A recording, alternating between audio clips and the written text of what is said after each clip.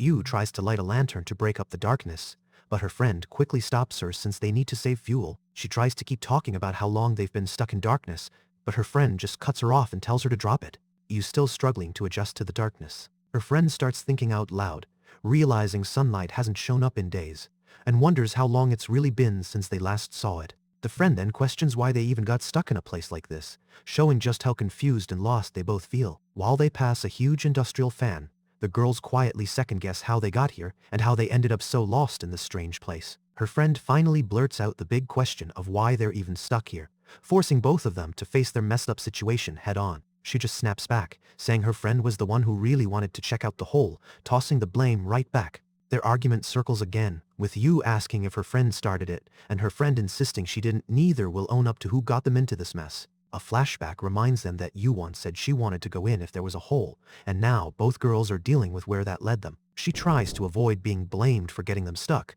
but her friend isn't convinced and feels uneasy about how it all spiraled. As the ride crawls across a high metal bridge, the girls talk about how they're running low on food and seriously need to find a way out soon, looking up at endless pipes and scaffolding. One girl tries to stay positive by saying they'll find more food later, even if it doesn't sound convincing. She wonders out loud what will happen to them next, hoping her friend has some answer, but everything still feels totally unsure. Before anyone can say more, Yu notices her friend is already fast asleep, leaving her alone to worry for a while longer. Seeing her friend passed out, Yu gives up fighting her own exhaustion, stops the vehicle, and turns off the engine so they can both finally rest. With everything shut down, Yu grabs her blanket and gets in next to her friend so she can try to relax and get some sleep too. Both girls lay side by side under their blanket, sharing what little comfort they can find as the darkness closes in. For now their vehicle sits completely still, dashboard lights off, giving them a moment of calm before anything else happens. Both girls drift off to sleep right there in the cramped vehicle,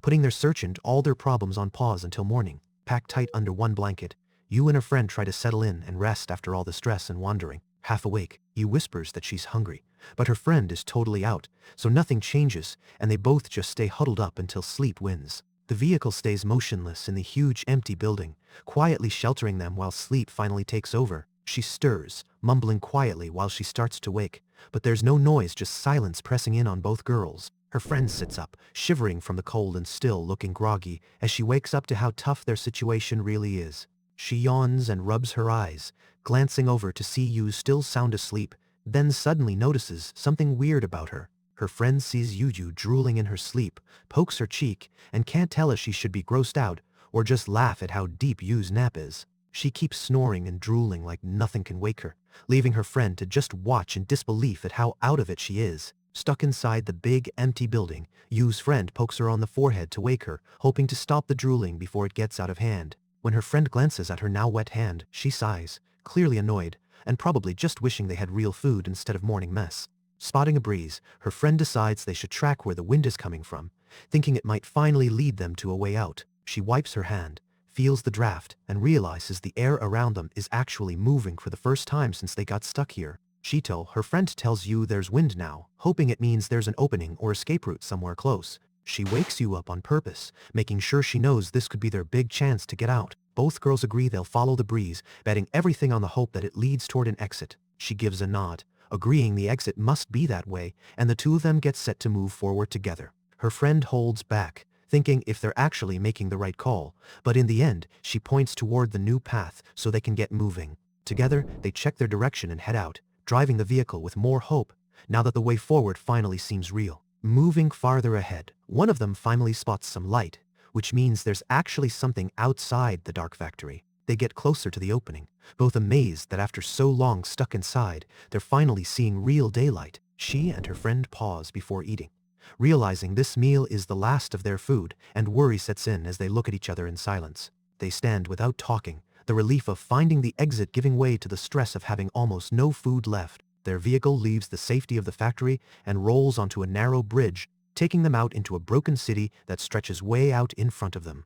She celebrates being outside again, but her friend is surprised it's still night, realizing the city lights are so bright, it almost feels like daytime.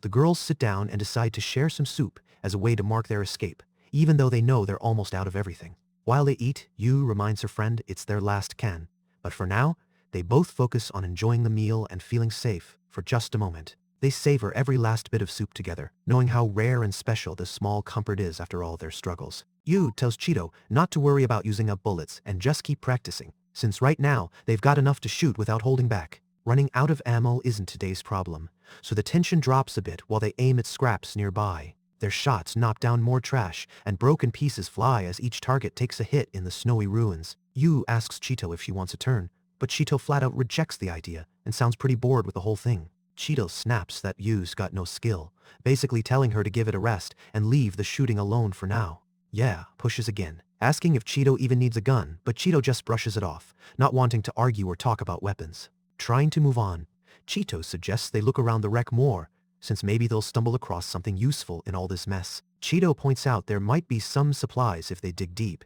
but doubts they'll find anything really valuable, especially food.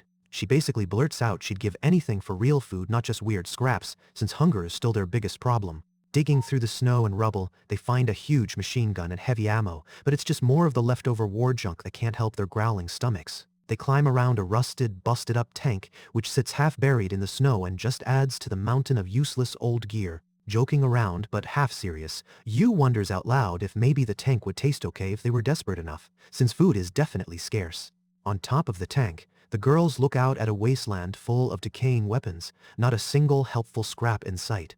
Staring at all the ruins, Yu wonders why whoever built these machines didn't put the same effort into making food, and realizes hunger was always a real threat here. They admit that if people back then had filled these wrecks with packed meals instead of ammo, they'd have more to eat now and wouldn't be struggling so much. Yu tries to explain things weren't simple war forced people to build weapons instead of spending time or resources on making food. Their search takes a strange turn when Yu spots a wrecked airplane, and both girls can't help but get a little excited to see something different for once. Yu gets up close and tries to figure out if the plane was meant for fighting too, while Chito guesses it's probably just another weapon left behind. Looking at the bomber, Yu figures it's really only another tool made for war, not something that could have helped anyone stay alive. They stand there wondering if these planes ever flew, or if they've always just been these frozen, broken shells stuck in the wreckage. Inside the busted plane, Chito leans on Yu and says straight out that war was people fighting and dying, not much more to it. Yu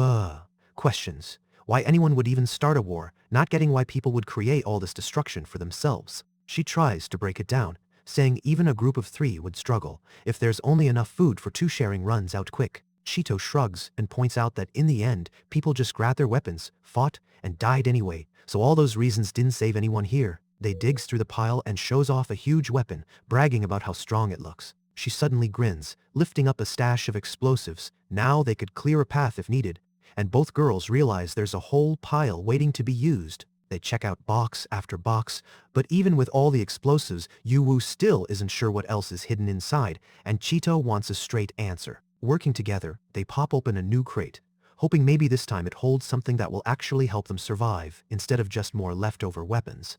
Yu pulls a box out of the pile, surprised that it looks different than ammo, and she hopes it might really be food while Chito eyes it hungrily behind her. Chito takes charge and says they should grab the box and carry it out right away, so Yu hugs the find close and gets ready to leave. Outside, everything is a frozen, wreck-shattered city. Empty streets and piles of debris remind them just how much the world has lost. Hauling the heavy crate, Yu and Chito drag it back toward their ride, trying not to look at the old, crashed plane looming overhead. They struggle to heft the box up onto their vehicle, which just makes how hard life is here even more obvious. They break open the crate, both tense, hoping for real food instead of more useless gear. Yu splits up the rations and hands Chito her portion, and for a change they both get to eat something that isn't scraps. As they start eating, Chito says it tastes like chocolate. Yu just focuses on enjoying a real meal. She admits she doesn't even know what chocolate is, but she's just happy to be eating. They notice each ration pack holds 5 bars, an odd amount, which leaves them with 1 extra. Just as Yu spots the leftover bar and leans in, a sudden noise grabs her attention. Chito cuts through the mood by aiming a rifle straight at Yu, snapping from friendly to serious about claiming the last ration. They hold Yu at gunpoint to take the extra food, and Yu freezes, realizing their friendship has hit a rough spot. Chito stands firm with her rifle raised, and Yu quietly accepts she can't win this time, giving up with a soft reply. She admits to herself she should have kept a weapon handy, now feeling foolish for trusting too easily. They just shrugs off Yu's regret, chewing her food in plain sight and making the whole thing feel a little childish. Yu snaps that Chito really ate the last bar, But Chito just brags that grabbing food comes down to fighting for it now, leaving Yu frustrated. Fed up, Yu charges and tackles Chito, both of them shouting as their argument explodes into a wild scuffle. They tumble around in the snow, Yu pinning Chito down and calling out to her. Her anger mixing with how close they actually are. The two keep wrestling, swapping complaints and rough laughs. And even as Chito groans, she can't help but laugh at how silly things have gotten. Both girls end up lying in the snow, Chito still boasting about the food while Yu groans and tries not to laugh, anger slipping away. Stretched out among snowy ruins, Yu gets warned to remember all this, so it's clear their fights over food and trust are far from finished. Yu and Excited ride through endless snow, surrounded by white as far as they can see, both quickly realizing they're completely lost in the cold, with nothing to guide them. She taps a snowball and jokes that being a poet must be easy, not really caring about the seriousness of the moment. Trying to make things lighter, Yu ends up admitting it really does feel like it's just the two of them left in the world, which makes things even heavier. While Yu tries to crack a joke, Excited snaps, frustrated that they're freezing and still have nowhere to go for real shelter. So the danger just keeps growing. Their ride keeps rolling past rows of huge abandoned power towers, making it feel like every safe place has disappeared for good. Ya throws out the idea that maybe they're just walking through some kind of afterlife, but Excited only rolls their eyes and says if that's true, it's just their bad luck. Excited finally says enough with Yui playing around in the snow, reminding her the cold is getting serious and now isn't the time to mess around. Both slump down in the freezing vehicle as more snow piles on, and Yu admits her head feels heavy and it's getting hard to stay awake. Trying to keep things light, Yu says the afterlife should at least be warm, but Excited just gets more annoyed that they're still stuck freezing. They point out they're shivering too much to be dead. They're just stuck suffering through the cold with no escape yet. As the storm gets worse, their vehicle grinds on through an empty field of towers, and it looks less and less likely they'll ever find any real cover. Both realize they are pushing their limits. If they don't find shelter soon, the cold could end up beating them. She squints into the white, fighting sleep as every breath turns to fog, and she has to force her tired eyes open. They also struggles to stay awake, mumbling, while the snow just keeps piling up on their shoulders. They finally crest a snowy hill, and Yu spots a giant weird building ahead, which sparks a flash of hope that maybe their luck's about to change. When Yu starts nodding off, Excited quickly shakes her awake, just as the vehicle rolls up to the base of the mystery building. Up close, both can finally see how enormous the place is, staring up in awe and wondering if this might finally give them a break from the cold. A close look at the twisted beams overhead shows how battered and strange this place has become. The ride crunches to a stop under the looming metal frame, and the building feels so big it almost swallows them whole. Yu tries to guess what this giant place is, but Excited feels it doesn't matter. They just need to find a way in if they want to survive. She pushes forward through the snow toward the messy pipes, her breath clouding in the cold as she tries to spot anything helpful. She pauses to look at the wall, hoping for a clue about where they are, but everything's so caked with ice and grime there's nothing clear to find. She brushes snow off a metal wall and finds some faded writing underneath, but a cold wind blows by and makes it even harder to read. She leans in and tries to make out the letters, but most of the words stay hidden, leaving them still in the dark about what this place could be. Yu keeps searching outside, but grumbles that she can't find any entrance, while Excited checks the area and points out the whole building seems ancient. Scanning around, Excited finally spots an odd pipe and calls Yuo. Over they both cross their fingers. This could lead them inside at last. She walks over and realizes something weird. This pipe isn't covered in snow like the rest are, so she figures there must be something different about it. Both look up as water drips down from a pipe above, and Yu wonders if the snow is melting there because maybe there's hidden warmth inside. Yu asks if the pipe might be giving off heat, but instead of waiting, Excited lines up a rifle shot to test the metal directly. They fire at the pipe, hoping to break it open and finally get them some way inside, or at least a shot at warmth. The bullet bounces right off the pipe with a sharp ping, so the metal doesn't give it first. After another shot, the pipe starts to crack, and the noise rings out even louder, showing they might finally break through. They fire again, and this time the pipe bursts, metal shards go flying and water sprays everywhere. Both Yu and Excited stare up as hot steam and water pour out of the busted pipe. Shocked by their luck, with hot water gushing out, Yu cheers, and Excited confirms it's actually hot. Their risky idea finally worked. Now that they have real hot water, the next move is obvious to both of them, so they quickly shift gears and get ready. She drives their little vehicle right under the broken pipe, getting it set where the water can pour in best. Hot water keeps shooting out of the pipe, quickly pooling in the spot they've picked for their bath. She waits on the vehicle as water keeps pouring in, watching their makeshift bath fill up fast. They both realize just how rare it is to find a working pipe like this out here. and can't help feeling a little lucky for once. Steam rises off the water, and you and Excited both agree their improvised bath is finally ready. They can't wait to get in. They rush to undress by the bath, glad to finally have some comfort. Just being out of their cold clothes makes the whole moment feel special. Yu takes off her shirt and sighs about how amazing the hot water feels, asking, Excited, when they last had a real bath like this. She checks the water with her hand before climbing in all the way, making sure it's safe and not taking any chances. She finally lowers herself into the bath, the heat soaking into her and instantly easing all the tightness in her body. Yu sinks in right away, but Excited hesitates at first, almost overwhelmed by the heat and needing a second to adjust. After a bit, both finally relax into the hot water, heads poking above the steam, letting themselves feel normal and safe for once. Yu leans back in the steamy bath, just soaking in how good it feels while the two of them settle under the old pipes together. Excited melts into the water, saying this is the best. Yu can't even find words for how much the warmth means right now. As they sit in the bath, Yu suddenly wonders what heaven even means.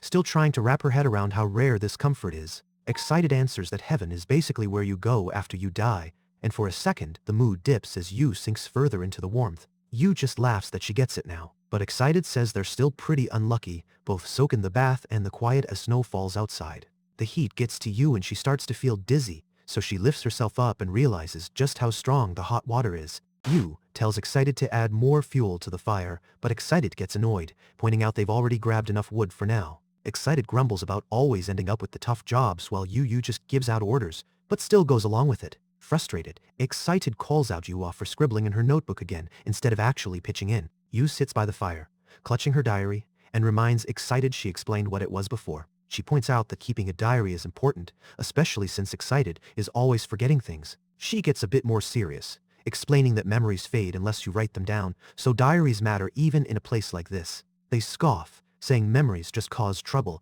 and turns away to mess with their gear while Yu keeps writing. Yu presses Excited to keep track of basics like eating, but Excited isn't sure if they did until Yu reminds them they actually already ate. She looks over the pile of old books, pointing out how people recorded things for ages so nobody would forget how the world used to be. She admits she really loves books, knowing their survival now depends on burning most of them, even if it means losing what's left of the past. Holding what's left, Yu checks their last few journals and together with Excited, counts only 4 books left to burn or keep. She wonders if these are their last books ever, even if they keep searching and the idea hits them hard. They just shrugs and mutters that they get it, but that doesn't make either of them feel better. Yu spots the fire dying and tells Excited to toss on more fuel. Even so, she hugs the books close, not sure what to risk next. They warn they're almost out of burnable stuff, making every choice painful. They both feel the loss more when nothing's left to save them. Loose pages burn up fast, but it's obvious their whole supply is almost gone, and there won't be enough to keep the fire going much longer. She reacts fast as she realizes there's no kindling left, and the dwindling options start hitting her in a new way. Suddenly, a precious book catches fire, sending Yu into a panic. They really can't afford to lose even one more journal now. She scrambles to save what's left of the book, and Excited yelps from the heat. Putting out the fire turns into a small mess. Once the flames are managed, the two drop down by the weak fire, tired and upset. The book survived, but just barely. She notices an old book marked Kappa and tries to remember what that even means. It sits forgotten, with neither of them knowing the answer. Excited scolds Yu for not listening before, annoyed that their warning about the books didn't stick. When Yu admits she zoned out, Excited's frustration just builds. Yu tries to apologize for not paying attention, but Excited just glares back and stays silent, leaving the awkward tension thick between them. Tired of the argument, Excited stalks off toward the bed, but when Yu replies so flatly, it only sparks another round of insults.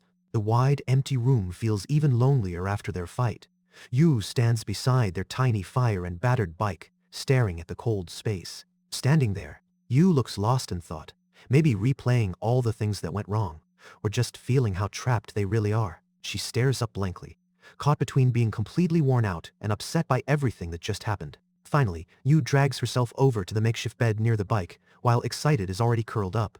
The mood makes it clear their peace won't last for long. She settles by the small fire, pulling out a battered book and clutching it tight, hoping for a little comfort even if she can't really read what's inside. Flipping it open, she starts to write, grabbing at this tiny bit of routine like it might keep all the loneliness and fear at bay. She barely moves her pencil over the page, stuck somewhere between exhausted and numb, but tries to stick to this diary habit anyway. Sitting in the pale glow near their bike, Yu quietly scribbles in her book, while the rest of the massive room stays quiet and cold. All you can hear is Yu Yu's pencil scratching the paper in that huge, empty building, but she keeps going, not ready to let go of her little ritual. One narrow view shows the huge factory walls and silent machines, making it clear how cut off they are from the world they used to know. Looking out across the ruined, snow-buried city, broken buildings stretch as far as you can see. Whatever comes next is anyone's guess. The next morning, Yu stands and yawns in a patch of daylight, while Excited points out just how much more snow has piled up outside. Back by their bike, Yu asks if they can finally move on.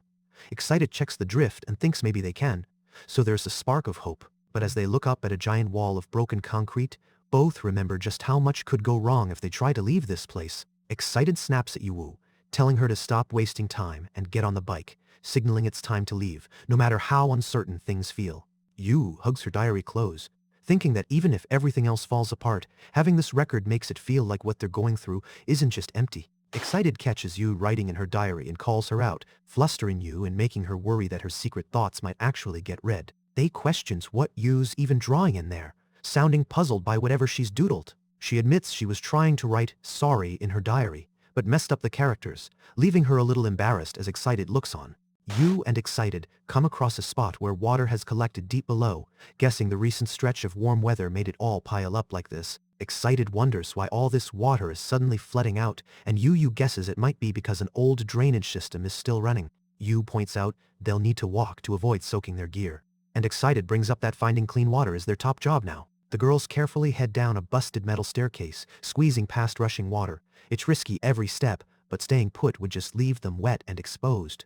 Yu has to take off her boots, forcing both of them to wade through the freezing water barefoot, and she instantly regrets it when her feet start to go numb. While Yu gets distracted by how blue the sky looks in the water, Excited warns her to watch her step for sharp debris since the flood might have brought in dangerous. Trying to lighten the mood, Yu suggests they watch the sky as they walk. She seems too chill for the slippery ground they're crossing. Excited gets annoyed and calls Yu out for not paying attention right after she was told to watch her step, clearly frustrated by the risky attitude. She keeps looking up anyway, half joking, that it's kind of wasted having such a nice day when they're stuck in a place like this. With the sky so blue, Yu admits today almost feels special.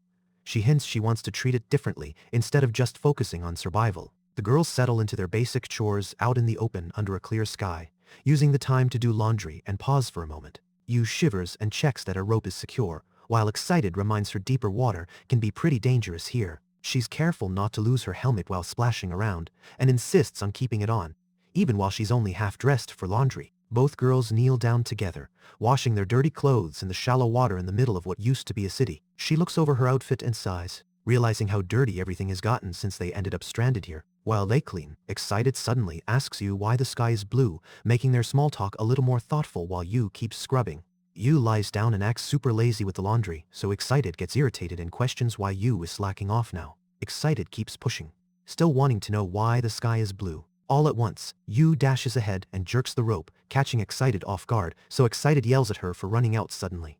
She loses her balance and slips into the cold water, sending up a big splash and making their laundry day even messier. She bobs up from the water completely soaked, still clutching onto her clothes after the fall. Excited stares at Yu, confused about why she's dripping wet, but Yu just shrugs and says she slipped. Tripping but pumped, Yu holds up a big fish she grabbed while falling, telling Excited to check out what she found. They both freeze, shocked that the fish she caught is actually alive, something neither has seen in ages. They try to wrap their head around it, and even questions what a fish is supposed to be, watching it lie there without moving. Yu answers that it's a creature that lives in water, saying she's heard there used to be tons of fish before everything fell apart. They admit they thought nothing was left alive but humans, so finding this fish totally throws them off. Even though Yu isn't sure if it's safe, she finally admits she wants to eat the fish, since real food is almost impossible to find. They remember people used to eat fish, and figures they could try cooking this one, since it looks fresh enough. They both decide to wait until the laundry dries before roasting the fish,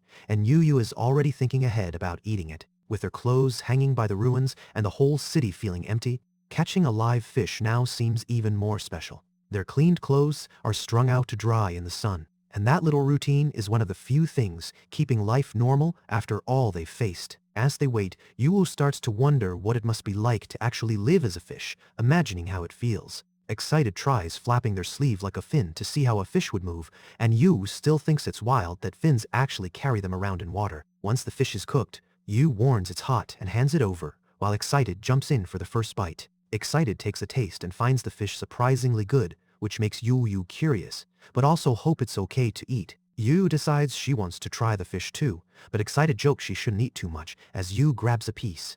The taste is totally new for Yu. She's never had anything like it, but it's actually not bad at all. After eating, Yu and Excited just lay back, fish bones between them, finally getting to feel full for once and just soaking it in. They see the laundry drying and realizes even just having clean clothes feels like a win in a place where that almost never happens. Yu jokes that the fish bones are refreshed now, but Excited just gives her a look, not really buying the idea that stripped bones can be called that. Looking at what's left of the fish, Yu starts thinking out loud about where it could have come from, getting stuck on the mystery. They figure the fish might have washed in from somewhere up above, since nothing else really makes sense for how it even survived. Sprawled out on the ground, Yu wonders if going a different direction might lead to more fish, and Excited just shrugs and says they'd eat any more they find. Right away, Yu wonders where the fish they ate for their last meal actually came from, since nothing seems normal here. She spots what could be a way up to a higher area, but hesitates because something feels wrong about it. Excited tries to figure out if there's any kind of bridge ahead, asking while Yu checks the area. They quickly realize there's a giant gap blocking their path, so there's no way to cross over. Yu gets frustrated by the dead end, wishing there was any way to get across. Then they spot something odd. A half-burned cigarette is still smoldering right there on the ground. Both move in for a closer look, and Yu points out that the cigarette is fresh, meaning someone else was here very recently. They realize fires don't just start on their own, so now it's clear there's another person close by. She quietly acknowledges it. They aren't alone out here anymore, and both are starting to feel on edge. They stiffen, understanding what this means, and waits to see who or what they might run into next. Yu sees fresh footprints and falls silent, while Excited, already tense, warns her to get her gun ready. Both know someone is in the area. Suddenly, a massive explosion shakes the whole place, leaving no time to react or hide. The blast throws debris everywhere and echoes through the empty factory, turning their tension into real danger. Yu and Excited duck for cover as the force of the explosion rattles them, scrambling to figure out what just hit. They get clipped by a chunk of debris, hisses in pain, but both stay on alert in case more follows. Overhead, buildings groan and crumble while loose rubble starts falling, pushing the girls to find anywhere safer fast. Even more debris pours out from the broken windows above, and they realize the explosion just made escaping way more difficult. Yu and Excited hold back together while bits keep falling, watching for whoever set off the blast or for the whole place to get worse. The windows above are gutted and dangerous, with glass and rubble still coming down, so they both know they can't stay much longer. As more debris crashes down from above, it's obvious staying put could get them crushed if they don't move soon. Chunks keep falling and the noise makes it clear. Yu and Excited have to stay alert since the risk of another collapse is real. With each burst of falling debris, they scan the ground for safer spots, hoping to dodge the next hit. As the smoke settles and things quiet down, they spot a hooded figure off to the side, watching from a distance. When the dust finally clears, a strange vehicle is parked nearby, and the hooded stranger comes closer, while Yu and Excited keep back. Excited freezes as the hooded figure steps out of the mist. Yu waits tensely, unsure if they should call out or hide. The stranger moves close enough to see, and Excited whispers that it really is another person, something rare out here. Nervously, Yu calls out and tells the newcomer to stop. The hooded person looks startled, pausing at her voice. They level their gun and checks if the stranger is hurt. The hooded person suddenly collapses, coughing from all the dust. The stranger apologizes, saying their voice is shaky because they haven't talked to anyone in a long time. She spots a detonator in the stranger's hand and asks if they set off the explosion that just happened. The hooded stranger admits to causing the blast, explaining they tried to make a bridge between buildings so they could get across the gap. Pulling back their hood, the stranger says they really didn't expect to run into anyone else here. Lighting a cigarette, the stranger tells Yu and Excited they're glad nobody got hurt by the blast. He introduces himself as Kanazawa and lets them know he's traveling and making a map as he goes. Kanazawa asks if Excited can lower their gun. Excited checks with Yu, then slowly lowers it. He admits he genuinely thought blowing up the rubble would help them cross, but Excited calls out that it almost got them all hurt. Yu shares their idea about making it across the crevice to find a higher path, and Kanazawa confirms that the vehicle parked nearby is his. Kanazawa looks at everything they've been through and seems like he wants to ask for something. He asks Yu and Excited for a favor, which catches both of them by surprise as they ask him what he needs. While Kanazawa gets ready to explain, the battered bridge over the crevice shows just how much work went into everyone meeting up here. She tries to drive the half-track up the slope, but the bulky thing keeps catching on chunks of concrete while Kanazawa watches and waits for their next move. Excited relaxes and tells Kanazawa it's fine. He can ride the vehicle since he helped make them a path. So now the group gets ready to climb. She points out how tough it is hauling the vehicle up the debris ramp, saying it's taking way more effort than they thought. They spot something ahead and calls for you to stop so they can check before moving any higher. Still catching his breath, Kanazawa drags a heavy box to help their climb,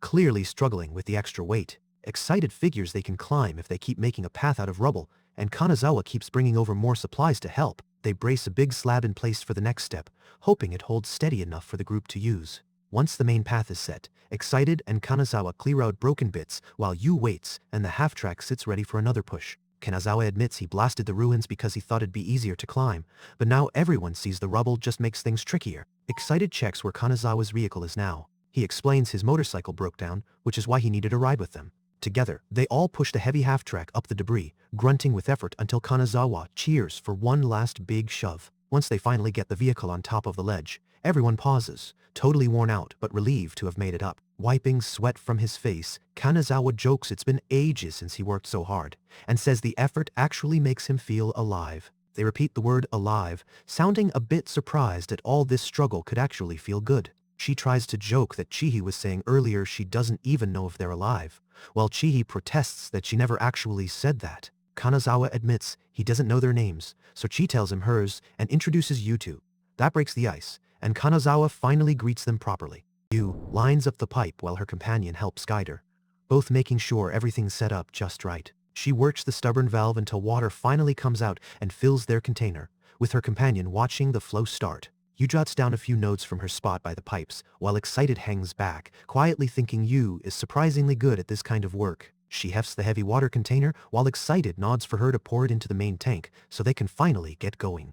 They struggle to make some room on the small vehicle for their new companion, apologizing for how cramped everything is as they push gear around to fit everyone. Yu says the new map let them find fuel fast, and points out that both she and their new companion have ended up helping each other out today. The group looks up and realizes the old buildings here are packed in tight, so finding a straight path through this mess isn't going to be easy. He glances off and points out that nobody's left around here now, so whatever reason they had for hoping to see someone is gone. As they stare up at the rundown maze around them, Yu starts wondering if the people who lived here ages ago were the ones who actually built all this. Someone pushes back and explains this area was built by people even older than most folks assume, hinting that the city's history is more complicated. They squeeze their way through some tight alleyways in the shadows. A voice from the back calls out new directions, so Yu turns left and keeps pushing through the maze of empty streets. She drives the group forward as their headlights barely cut through the pitch-black tunnel up ahead. The ride takes them along a narrow path, jammed between abandoned buildings that lean in from both sides,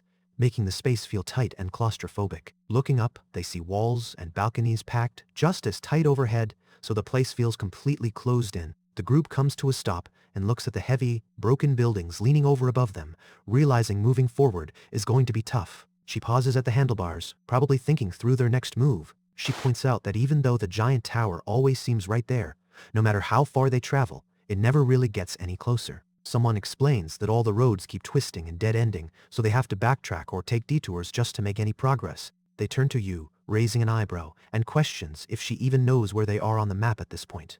Kanazawa, who's been handling the navigation, argues he does know their location, and says his map was right about the refueling station, pushing back on the doubts. Yu suddenly asks how Kanazawa made his map, shifting everybody's attention to where it really came from. He explains he charted the place by riding all over and climbing up buildings for a better view, showing just how well he knows the area. He adds that back when there was still a bridge, he managed to cover this whole level, which took a lot of work and time to finish his map. Excited wants a closer look at Kanazawa's map, but Yu warns them to be careful with it and points out she's been known to burn things before. They half-heartedly promises not to burn the map this time, and Kanazawa stays wary about letting them touch it. Kanazawa calmly tells the group the map means everything to him, and they all pause on a ledge surrounded by endless stacks of old buildings. He sits back and admits the map is all he has left, and everything he did in this place is wrapped up in it now. He tells the group that this map is all he has left, and without it, he'd have nothing. He says flat out that if he ever lost his map, he'd probably just die, and the group gets really quiet hearing how much it matters to him. They joke about burning Kanazawa's map, acting like it's no big deal just to see his reaction. Kanazawa panics at the idea, begging Excited to stop, while Yu watches, confused why anyone would mess with something so important. They admit they wanted to see if Kanazawa would really fall apart without his map, teasing him a little. She asks if Excited has to act like a demon, calling out how harsh the teasing is after Kanazawa opened up. He turns the question back and asks if you and Excited have anything just as important to them, sort of calling out that everyone has their own one thing. Yu tries to brush it off, saying nothing she owns is worth dying for, but Excited brings up her old diary and says it still matters. Excited accuses Yu of never letting go of her food rations even if she died, but Yu pushes back and says she's not like that. Yu looks ahead and starts giving directions, trying to get everyone moving after that heavy moment. They nod and steers the vehicle forward, following where Yu tells them to go. They all ride together through the next part of the ruins, letting the awkward tension slip away as they focus on the road. Their small ride moves deeper into long dark tunnels marked by broken pipes and signs as they search for a way through. The vehicle moves slowly under twisted metal and old buildings, and Kanazawa calls out that their stop isn't much farther now. The group stops in front of a huge structure. Yu stares up, suddenly realizing just how big this city really is compared to them. They look up at a wall of stacked blocks towering way overhead. For a second, nobody says anything, just overwhelmed by how massive it all feels. Their vehicle pulls up beside a round, endless-looking wall scattered with weird attachments. The group circles it on foot, saying little except how huge it is, amazed at the scale. Kanazawa says he'll keep mapping things if they manage to get above this wall, and Yu wonders what they'll find if they climb it. As they sit parked beside the huge curved wall, Excited points out how upbeat Kanazawa seems now, but he just shrugs and leaves it at that. As the lift rattles higher, one of them floats the hope that if they reach the top, there could finally be food and maybe even people living normal lives. Excited quickly shoots that down, reminding you nobody knows for sure. Everything past this floor is just another big unknown. Yu stares in shock and mutters amazing, while Excited just stands there frozen, both still taking in the fact that the platform actually tilted. She takes in just how high up they are now, staring over the edge and sounding a little overwhelmed by the sheer drop below. Nobody talks much. The higher they climb, the more the silence just makes their nerves worse. He brings up that while places for food are pretty much gone, there are still a few spots where they can find water. He brings up the idea that maybe things work better higher up. Maybe some old systems do anyway, but admits it's honestly just a guess at this point. Excited quietly checks on Yu, but nobody really knows what to say, since even their best plans could fall apart in a second. They notices something's wrong with Yu, and tries to see if she's okay. Yu grabs Excited's arm for comfort, but quickly says she's fine, not letting anyone see how much the stress is getting to her. Excited tries to call out Yu's shaky hands, wondering if she's afraid of heights, but Yu just clings tighter and shrugs it off like she's not bothered. The view outside is huge and open, but Excited can't help noticing there isn't even any wire mesh or barrier to stop someone from falling. He guesses whoever built this place maybe skipped the safety mesh to save on cost or supplies keeping people safe. Just wasn't a big deal for them. They get more worried, asking what happens if the lift tilts, wondering if a thin railing would actually save them, or if they'd just drop straight down. Yu tries to calm Excited by insisting the platform won't tilt so easily, but then a sudden loud jolt hits and the whole lift suddenly shifts sideways. Excited panics, yelling that the lift really is tilting, and all three of them scramble to keep from sliding off. The whole lift jolts and slams to a stop with a bang, and as everyone scrambles in panic, Excited yells at Kanazawa to stop the platform. Once the shaking stops, Yu says she's okay, but Kanazawa suspects the lift's caught up on something. Excited checks around to see if anyone actually got hurt. They ask if they can do anything themselves to get the lift running again, thinking maybe they still have a shot at fixing this mess. All at once, Kanazawa sees the map sliding toward the edge, and everyone realizes they could lose the only thing showing them where to go. Yu and Excited freeze as Kanazawa lunges for the map, both of them on edge, afraid it'll fall and leave them totally lost. Kanazawa tries to grab the map before it slips off the edge, but Yu watches in panic, and Excited just calls her out for letting it happen. Still hanging on the edge, Kanazawa keeps a tight grip on the map and the ledge, making it clear that if he slips, both he and the map are gone. The empty seat where Kanazawa was just sitting is now left behind, and you can tell his absence hits Yu as she glances over. They watch helplessly as the map finally slips away and drops down the shaft, and Kanazawa can only sigh as he sees the pages scatter far below. Sounding defeated, Kanazawa tells the others to let go of him, clearly ready to stop fighting now that the only map is gone. But Yu grips Kanazawa and refuses to let him fall, making it clear she isn't going to let him just give up on everything. Kanazawa wonders why the place isn't built with more safety in mind, and Excited just shrugs it off, guessing the builders skipped the mesh to save on resources. He just lays there and flat out says life has no meaning because everyone dies anyway, and Yu and Excited can only sit there in awkward silence. Yu wonders if they can repair the broken part, and the group decides they need to check the rail themselves to see what's actually possible. The group rides up on an old lift while the machinery groans and rattles, so now they're leaving the lower level behind and heading somewhere higher. She admits she was nervous about the lift breaking down. If it really got stuck, they would be trapped. But she's glad it kept working and they aren't stranded. Once the ride ends, darkness settles around them. With so little light, even Yu feels the chill of everything unknown waiting in the shadows. Excited catches Kanazawa staring at the floor, still caught up in his earlier mood and barely reacting to anything. Ew. And Excited step up to Kanazawa's side, under the glare of a bright beam, hoping he'll acknowledge them. But he barely moves. She squints up at the overhead lamp and talks about it, almost searching for a reason to be hopeful as she scans the dark ceiling. They quietly points out something far off, nudging the others to notice a change none of them expected. The three of them gather and stare out into the city, drawn in by a sudden glow that demands their full attention. Suddenly, streetlights snap on, casting everything in a bright, buzzing light. All three take in the view, wondering what kind of life might be waiting out there. While the city shines in front of them, Yu glances over and notices Kanazawa still lost in his thoughts, a bit apart from the rest of the group. Yu pulls out a piece of fruit-flavored candy and offers it to Kanazawa, finally reaching him with a small, simple act of kindness. She admits she doesn't really know if moments like this mean anything big, but thinks showing a little kindness still matters.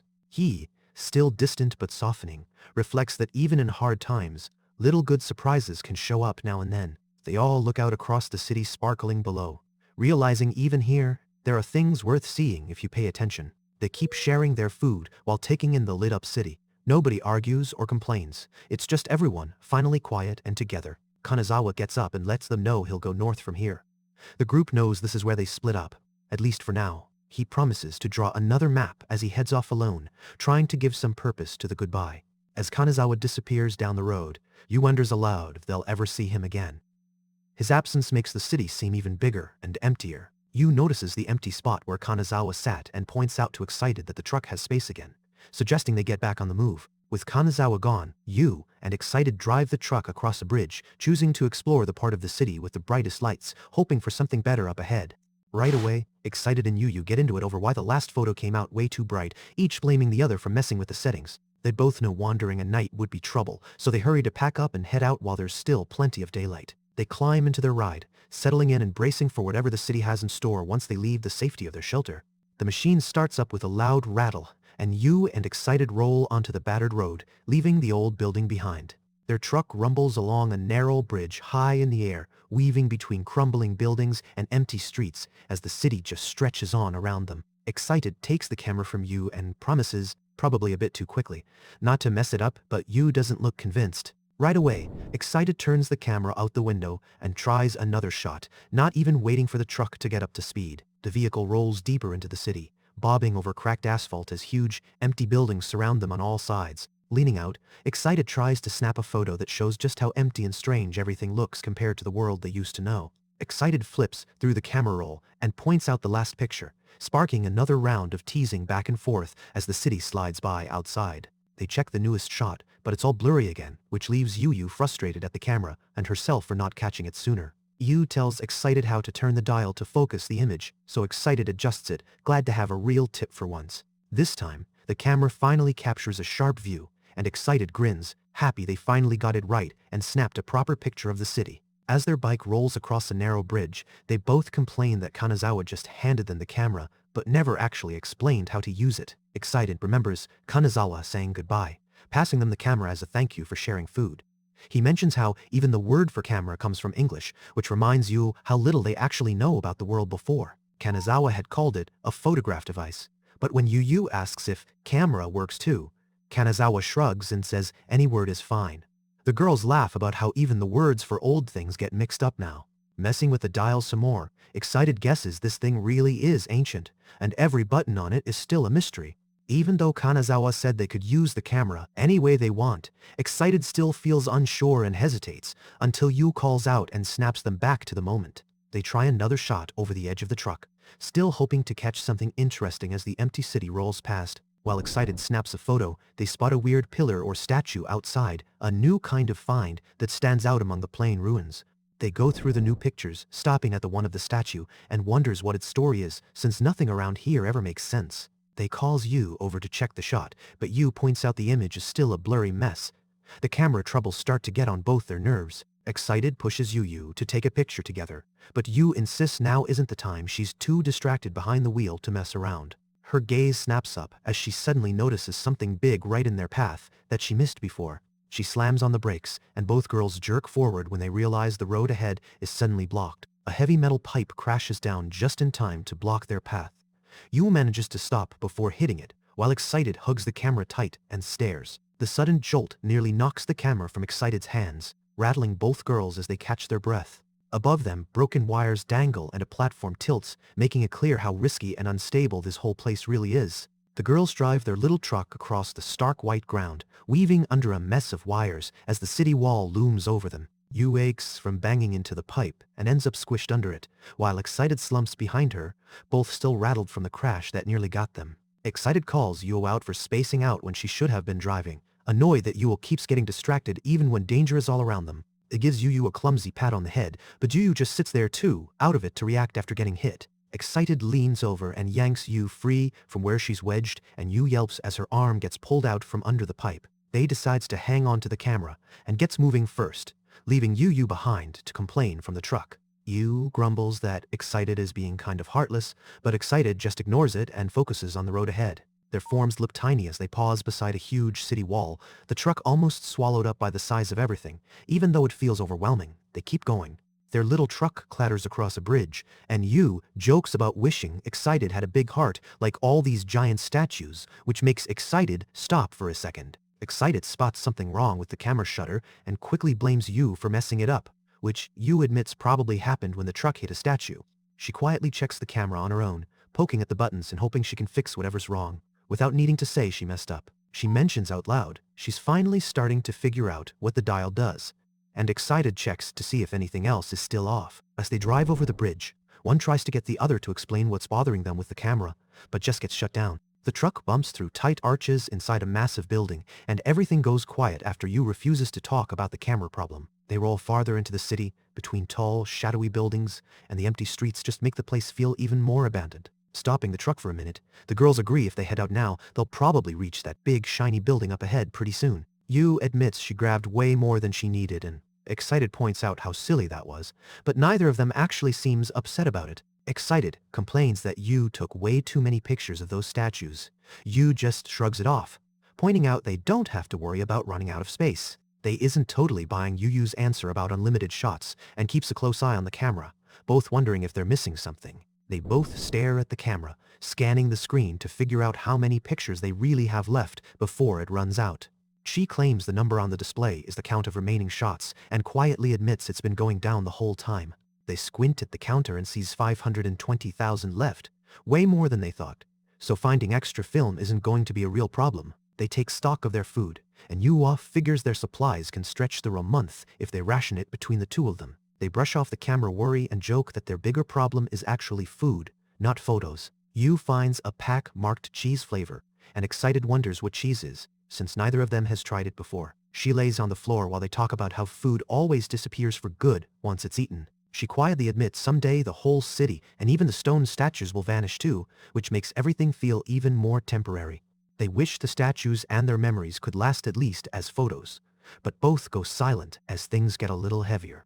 She brings up a camera trick she found some time back, thinking maybe it could help them save something real from their journey. She turns knobs on the camera, trying to find the right setting and hoping it might help them keep memories from slipping away. Excited tells Yu to stop and hold still for a quick photo, so Yu freezes in place, not sure what to expect, but going along with it anyway. They stand close together as the camera snaps a shot, marking their place in the empty city, even if the world around them keeps fading. Yu and Excited cross through a forest of giant stone pillars, stopping to puzzle over why someone would put so many huge statues in one place. As they move further in, Excited wonders aloud if this place is a temple, making both of them think these ruins might have been really important long ago. Yu guesses that, if it's a temple, maybe this is where people came to connect with the gods, and the whole scene starts to feel pretty mysterious. Watching the towering statues, Excited brings up the idea these could actually be gods themselves, leaving both of them even more unsure what to believe. Yu stops, stumped for words, not sure how to explain what a god even is, while Excited waits for some kind of answer. After a pause, Yui admits she honestly has no idea what counts as a god, and the empty silence just hangs in the air. She leans over a stone ledge, thinking about their conversation as the size of everything around them starts to feel overwhelming. She stands at the top of the stairs and stares down at Excited, both of them frozen in place as the last patch of light fades and they realize how. The two spot some old writing that reveals the place was built about 400 years ago as a spot to worship 3 different gods. Facing a giant carved stone, they decide this definitely feels like a temple. Adding weight to the clues they found so far, she reads text that says this whole temple is meant to copy a place called Sukhavati, so even these ruins are really just a replica. She squints at the strange writing, trying to sound out the old symbols as she stands close to the cool stone wall. An inscription talks about gods lighting up the afterworld, and Yu tries to wrap her head around what that really means. They listen, but admits the whole message is still confusing, so both end up wondering if any of this actually explains what gods are. She messes with their lantern, nervous that it's losing power, each clicking sound making her more worried as the darkness thickens. Her lantern starts to sputter out for real, so Yu quickly checks the fuel. Everything freezes for a second while she realizes they might be stuck in the dark. She starts to panic, suddenly remembering she might have forgotten to refuel the lantern. Right as their last bit of light goes dim, they stand frozen, swallowed by total darkness, finally noticing how quickly the light is gone. Turning in place with a shaky voice, Excited calls out for Yu, making it clear they're lost and can't see a thing. They just stands there in the pitch black, realizing how dangerous it is for them to get separated in a place like this. Still trapped in the dark, Excited tries to call out and pick a direction, while Yu answers quietly, trying to help them find each other by sound alone. Excited starts to worry what would happen if they stayed separated, showing how the deep darkness is starting to really mess with both of them. She collapses down and wonders out loud if the afterlife is just this nothing but endless empty darkness. Letting that thought sink in. Still apart, Yu bumps right into Excited's face while feeling her way through the dark, making them both jump, but at least now they know they're together again. Suddenly, the lantern flickers back on, surprising both of them and snapping the darkness away so they can actually see each other again. Now that their eyes have adjusted, they see towering structures and machines all around, an artificial city stretching out in front of them. Looking up, they spot one huge pillar carved to look like a face, staring over the landscape like a giant statue keeping watch. Yu and Excited end up sitting together, both stuck in silence as they try to make sense of how fast everything flipped from terror to comfort. As they stare into the empty dark pond, one of them quietly wonders if maybe the whole point of a god is just to light things up. The girls look tiny against all the huge metal shapes and fake plants that fill the space, staying close but still feeling lost in this odd place. Yu points out how even the floor glows, realizing everything around them is fake, while Excited says it's all just light bouncing off surfaces, not real life. They reach out and touches one of the metal leaves, proving to both of them that these plants are just cold, hard metal and nothing alive. Yu calls Excited over, urging them to check out something new she spotted among all the fake stuff, hoping for something real. She points to some fish swimming under the glass, but when Excited looks closer, they realize even the fish are just more metal fakes with no life at all. Yu wonders if any of these weird metal plants could actually be food, but Excited tells her to just try it herself if she's curious. After checking around, Yu admits it's just a locked-up stone statue, so she feels let down because, like everything else here, it's not the real thing.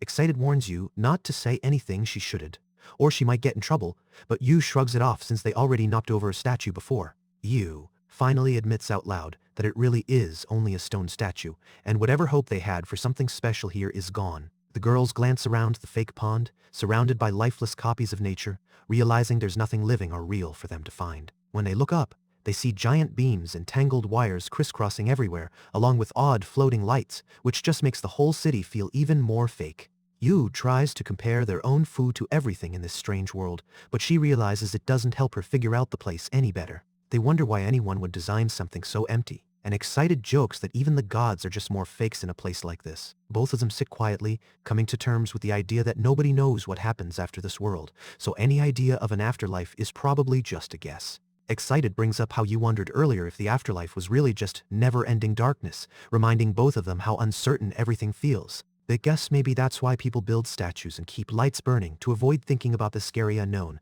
and to feel a little safer.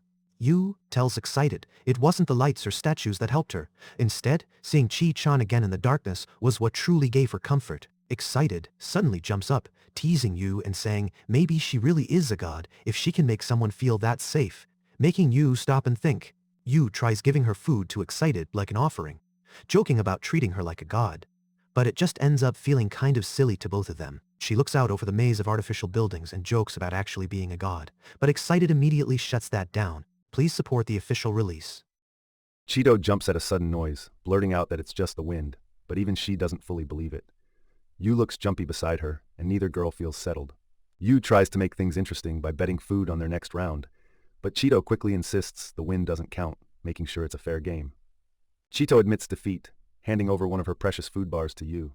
Yu grins, clearly happy she got an easy win and some extra food for later. Right after claiming her prize, Yu nods off, leaving Chito awake and keeping a cautious eye on things as their camp sits exposed above the quiet city.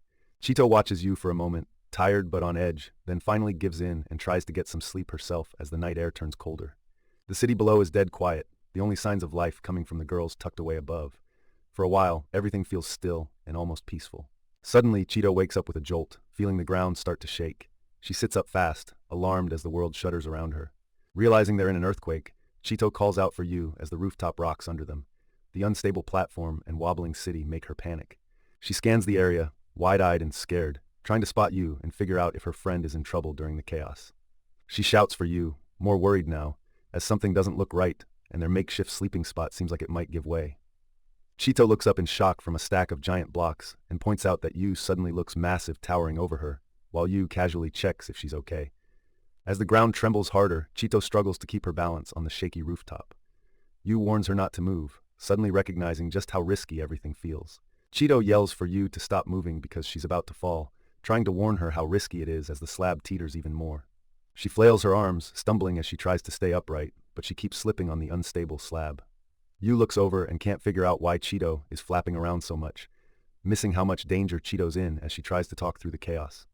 Chito tries telling Yu to help her off the slab without making things worse, but Yu just cuts her off, acting like it's nothing and shouting for her attention.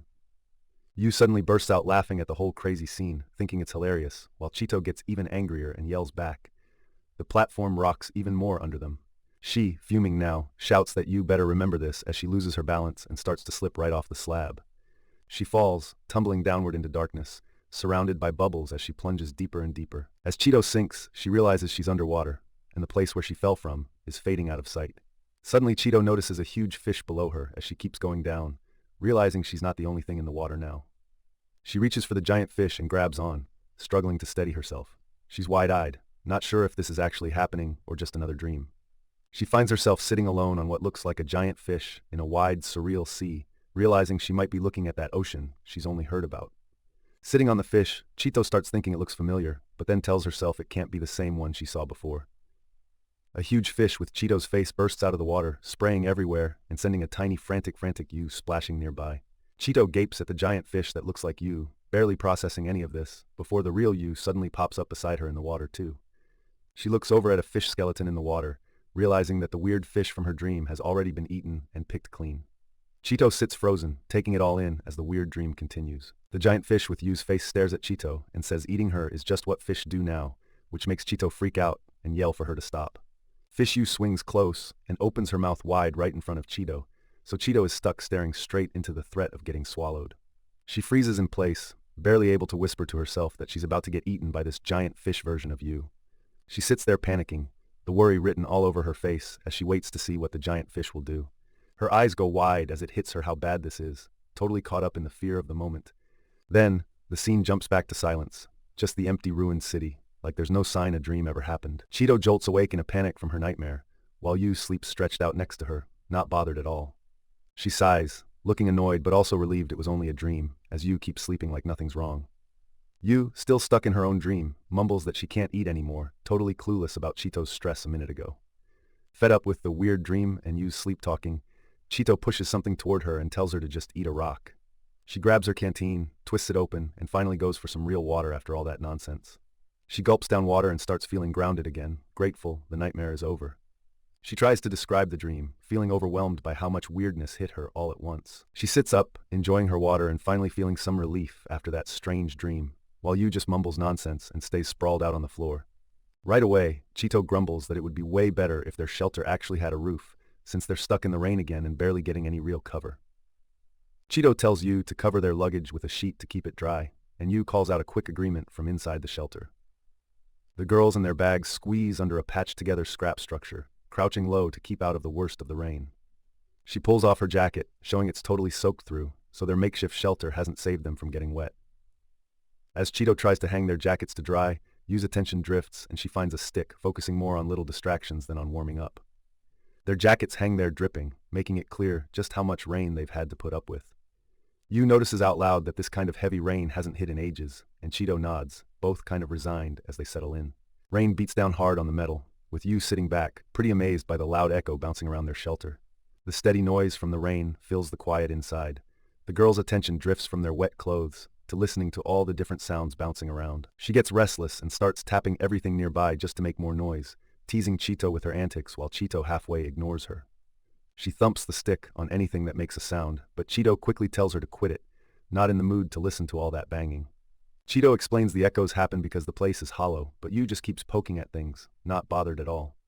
Yu keeps at it, impressed by how empty things sound. Chito is clearly over the racket, sighing as Yu tries to make it even louder. She holds the stick tighter and keeps drumming on the metal, liking the weird noises that come back at her.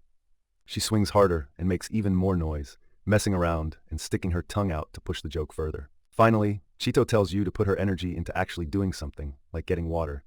Yu drops the stick and heads off to deal with the rain instead. She gripes about how fast Chito starts bossing her around, but still goes to grab one of the big cans for collecting rainwater. She finds a steady drip, sets down her can underneath it, and gets ready to catch whatever water she can. She stares at the drops as each one splashes into her can, clearly not loving the chore but getting it done anyway. Now holding her own helmet, Yu sits and waits in the echoing shelter while Chito takes off her helmet, maybe planning to use it for something else. One drop taps onto a helmet, making a sharp sound that echoes through the empty metal room. Chito asks why Yu wants her helmet, sounding wary. Yu just grabs it, acting like she's got a new idea. They set both helmets out under separate leaks, and each one starts making its own tapping rhythm as the water hits. Yu jokes that maybe all these different drips actually sound pretty nice mixed together. Chito doesn't look convinced, but agrees anyway. Noticing so many leaks, Yu decides to grab more containers. Chito just lets her go along with the plan, watching as Yu spreads stuff around. She places a metal canister right under one leak and starts letting it collect water with a loud ping. She stands close, again setting another can under a drip and watching each splash as the can slowly fills up. She props a thick book under another leak, curious to hear the sound the water makes hitting the cover. She shows off the stack of cans she's found, telling Chito there are a ton of leaks to use, and now she's set on catching every drip she can. With each new container set out, the helmets and cans fill the space with tapping and splashing, making the empty shelter sound like a busy, clattering room. Rain keeps falling outside, rushing through gaps and broken pillars, while inside the girls keep playing around with their water-catching gear and listening to the noise each drip makes. The sounds echo off old wreckage and scattered pipes, turning the lost crash site into a place filled with all kinds of random plinks and thuds. Both girls glance up and listen closer, caught by how the drips and taps start to blend together like a messy but steady beat. Chito tries to put the feeling into words. Being surrounded by so many different drips makes the whole space feel wrapped up in one giant layer of noise. Yu laughs and guesses it could count as music, and Chito mulls it over, hesitantly repeating the thought like she can't decide if it fits. She settles in, tapping her pencil against her notebook in time with the drips, unable to resist getting drawn into all the odd rhythms. She scribbles out dots and lines to follow the patterns, finding that some of the sounds repeat in a way that almost connects the whole clutter of cans. After setting up so many cans and helmets, both girls realize they might have gotten a bit carried away, but neither really wants to stop listening yet. Suddenly the tapping stops. Yu notices the rain is over, and Chito looks relieved as the shelter finally turns quiet. One last raindrop falls outside, snapping the silence and closing out their little makeshift concert. Yu calls out to Chito, breaking the silence after the last drop. Chito turns, snapped out of her own thoughts by how quickly the noise faded away. Standing just out of the rain, Yu wonders if things were always this quiet. Chito nods along, both of them feeling the emptiness settle in after all the noise. She looks out at the ruins and says it's silent now. The girls both notice how empty everything feels again after the rain's short-lived music fades. Chito worries that if they can't fix their ride soon, they may be stuck here for good. But Yu doesn't really seem bothered. She brushes off Chito's concern about being stranded and acts like it wouldn't be the end of the world, even if they're stuck. She tries to cheer Chito up by calling her over to show something, but soon gives up, thinking their vehicle's pretty much hopeless. Suddenly, Yu spots something moving high above them and reacts with surprise. It's a plane flying overhead. Chito sees it too and asks if that's really an airplane, while Yu insists she look closer since it's important. A stranger nearby yells for their attention, excitedly pointing out the flying plane above and drawing both girls' focus. Both Chito and Yu now realize someone else is here interacting with them, and the mood shifts as they size up this new person. Rushing over, the stranger stumbles and falls hard to the ground, letting out a sharp cry as she lands. Chito and Yu freeze as the girl lies still for a second, both of them unsure if she's really hurt or just embarrassed. Yu wonders out loud if that fall knocked her out for good, but Chito thinks she's probably just fine. Deciding they can't just watch, Chito tells Yu they should go check on the girl and see if she needs help. Chito leads the way as they walk over to the stranger lying on the ground, watching to see if she'll get up. The new girl groans and pushes herself up, clearly in pain from that spill, but showing she's tough enough to get back on her feet. She straightens her glasses and sits up, still a bit disoriented but managing to pull herself together after the fall. Looking right at Chito and Yu, she proudly announces her success, though both girls just look confused about what she means. She explains that the plane they saw actually flew, so her risky work finally paid off, at least in her eyes. The girl holds up a homemade gadget or part, showing off the thing that helped her get the plane to take off. Pulling out her notebook, she says she has to write this moment down so nobody can argue the flight didn't happen. Chito and Yu cut right to the chase, asking straight up who she even is and why she's out here. She introduces herself, and Yu starts to, so now all three finally know each other's names. Chito steps forward, trying to figure out if what this girl called a flight is really what everyone thinks it is. Yu points to the plane moving across the sky, and both girls realize this is exactly what the stranger was so excited about. They can't help staring. The girl with glasses calmly confirms she actually built that airplane, repeating her claim for emphasis. She looks at Chito and Yu, saying it's odd to run into new people at a time like this, but maybe it happened for a reason. She adds that the timing feels almost right, as though meeting them now was meant to happen. As they walk along together, the girl guesses their own vehicle broke down and offers to help fix it if she's able. She tells Chito and Yu that she'll need their help with something too, so now they're making a deal to work together. She wants to know where they're headed, and the new girl just tells her to keep going. It's not much farther now. As the group keeps moving, Yu realizes they never even asked this girl's name, so she blurts out the question while they walk. The girl finally introduces herself as Ishi, settling the awkwardness and making each person in the group known. Ishi unlocks a heavy gate, signaling she's letting Chito and Yu deeper into her territory. The three step through the open gate and into a big fenced compound, showing just how much space Ishi controls here. Chito and Yu take in the massive old buildings and tangled machines all around, realizing the place is packed with leftovers from before. They all pause, looking up at huge metal frames and hanging wires overhead, clearly struck by the size and emptiness of the place. Ishi explains to them that this used to be an Air Force base, which makes sense with all the hangars and old equipment lying around. Everywhere they look, there are broken plane parts and wide, empty stretches, making it obvious Ishi's spent a lot of time living alone out here. Ishi mentions she's been able to last this long, thanks to leftover water, power, and tons of machine scraps, basically surviving off what was left behind. Chito and Yu are surprised anyone could live here at all, so Ishi adds there was a food plant nearby at one point, but it's not working anymore. With the power and water pretty much gone, Ishi makes it clear she can't stick around much longer, so time is running out for all of them. As they walk in deeper, Ishi points out the spot where the flying plane crashed, tying their meeting back to her failed flight attempt. Chito asks if it's safe to leave the damaged plane outside, and Ishi says it was just a test run, so she's not worried about it. She then tells them there's actually a finished plane hidden inside, giving Chito and Yu a reason to stick around and help. Standing in front of her main project, Ishi comes out and asks Chito and Yu to help her finish the working plane. Yu is all for it and says she'll pitch in on repairs, so now the group is locked in on making the plane work. Chito wants to know what Ishi plans to do after the plane's ready, raising the question of what comes next if they pull this off. Ishi answers she's going to use the plane to finally get out of the city, showing this whole plan is really about escape. Chito and Yu haul on a heavy part while Ishi shouts adjustments, trying to get everything lined up so the build can keep moving. They push their vehicle closer and call up to Ishi, who takes charge from above and gets them in position for the next steps. Under the huge plane, Chito and Yu are surprised by how big it is, but realize there's only space for one person to ride. Ishi explains the plane can go pretty far if she adds another fuel tank, but that doesn't solve the problem of it only carrying one person. Their cart rattles across the empty hangar, while the half-finished plane towers over them, making the whole job look even bigger as they start to work. Chito calls out to Ishi while they both adjust the cockpit parts, and Yu hangs back to watch their progress. Struggling with some of the assembly, Chito admits it's pretty wild. They're even trying to build a plane just because the right scraps happen to be here. Ishi says having the equipment helped, but admits something bigger pushed her into trying this. Working under the wing, Ishi hesitates, thinking hard before sharing her real reason for taking this risk. She finally shares that old documents and blueprints gave her the idea and steps needed to actually try building a plane herself. Yu stumbles across a working shower and goes wild over the hot water, while Chito can't believe they've scored such a rare find. After a soak, the girls agree that getting to use the hot bath makes Ishi seem pretty decent, which reminds them that even Kanazawa turned out okay too. She points out that not every survivor they meet will be helpful like that, so they still have to be careful with strangers. Yu argues that people are supposed to help each other, still hoping kindness is possible even if the world is a mess. Chito teases Yu for talking up teamwork when she didn't actually help with the plane repairs, but Yu just jokes right back and keeps things light. The girls agree that sharing a hot bath, after all they've been through, is one bit of comfort that really matters right now.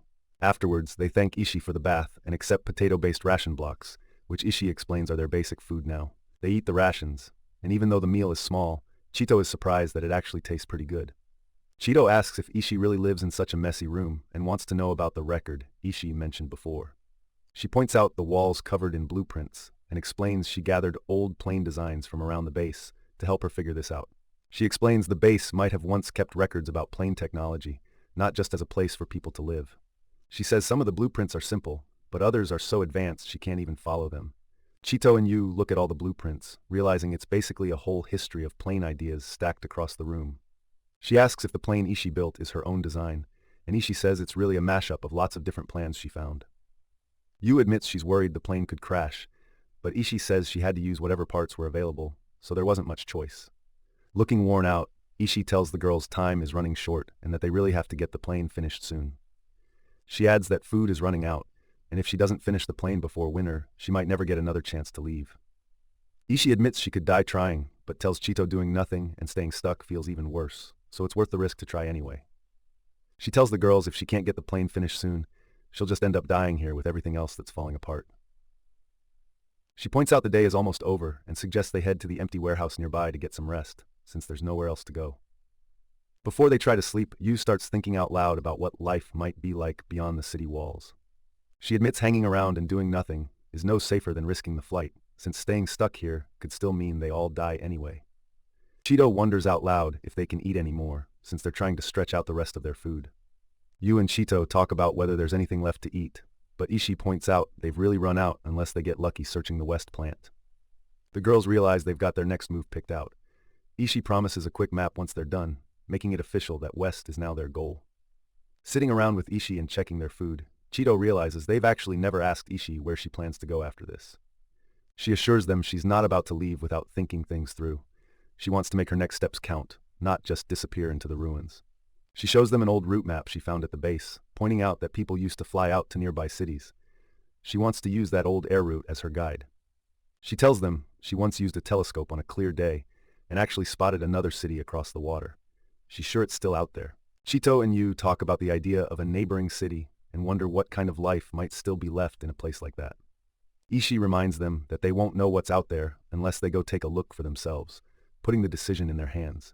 The girls call out to Ishii as she stands by the plane, getting ready for her risky flight out of the city.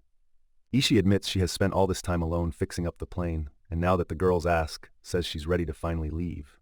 Getting set in the cockpit, Ishii lets them know she's grateful to have met Yu and Chito before heading out, making this goodbye feel real for her. She points out that it's not just about airplanes or machines for Ishii. A big part is having someone here to see her go. Ishii explains that having witnesses for her departure matters most, since it proves she really tried, and this moment will be remembered. Yu jokes about Ishii being famous as the last aviator, and Ishii admits she really might be remembered that way someday. As she gets ready, Ishii quietly sits with the thought that she could be the last person to ever fly a plane. Inside the cockpit, Ishii flips switches and checks each control. Yu and Chito watch her go through the startup while the engine starts to whine. She holds the controls, thinking that if this is the final takeoff, it might still mean something to someone later. The propeller twists into motion and the plane jerks forward down the runway while Yu and Chito stand to one side and watch with worried faces. With the engine roaring and the rudder shifting for the last systems check, Ishii's plane is finally set for takeoff, and the girls know this is go time. She calls out that the rudder works, confirming there's nothing left to check before she's ready to launch. She gives a thumbs up from the cockpit window, so Yu and Chito see she's ready to start rolling. From behind the glass, Yu and Chito wave back at Ishii, both unable to hide their nerves as the plane sits on the runway. The plane's wheels start their run, building up speed as Ishii goes all in on taking off. The aircraft picks up even more speed, rattling hard along the old runway while the drone of the engine grows. She steers the plane fast down the strip, the propeller blazing and making it clear there's no way to turn back now. Her plane barrels toward the end of the runway, leaving the cramped hangar behind for open sky. Ishii's face is tense and focused as the wheels finally leave the ground. Down below, Yu and Chito can only watch and hope with every bit of them.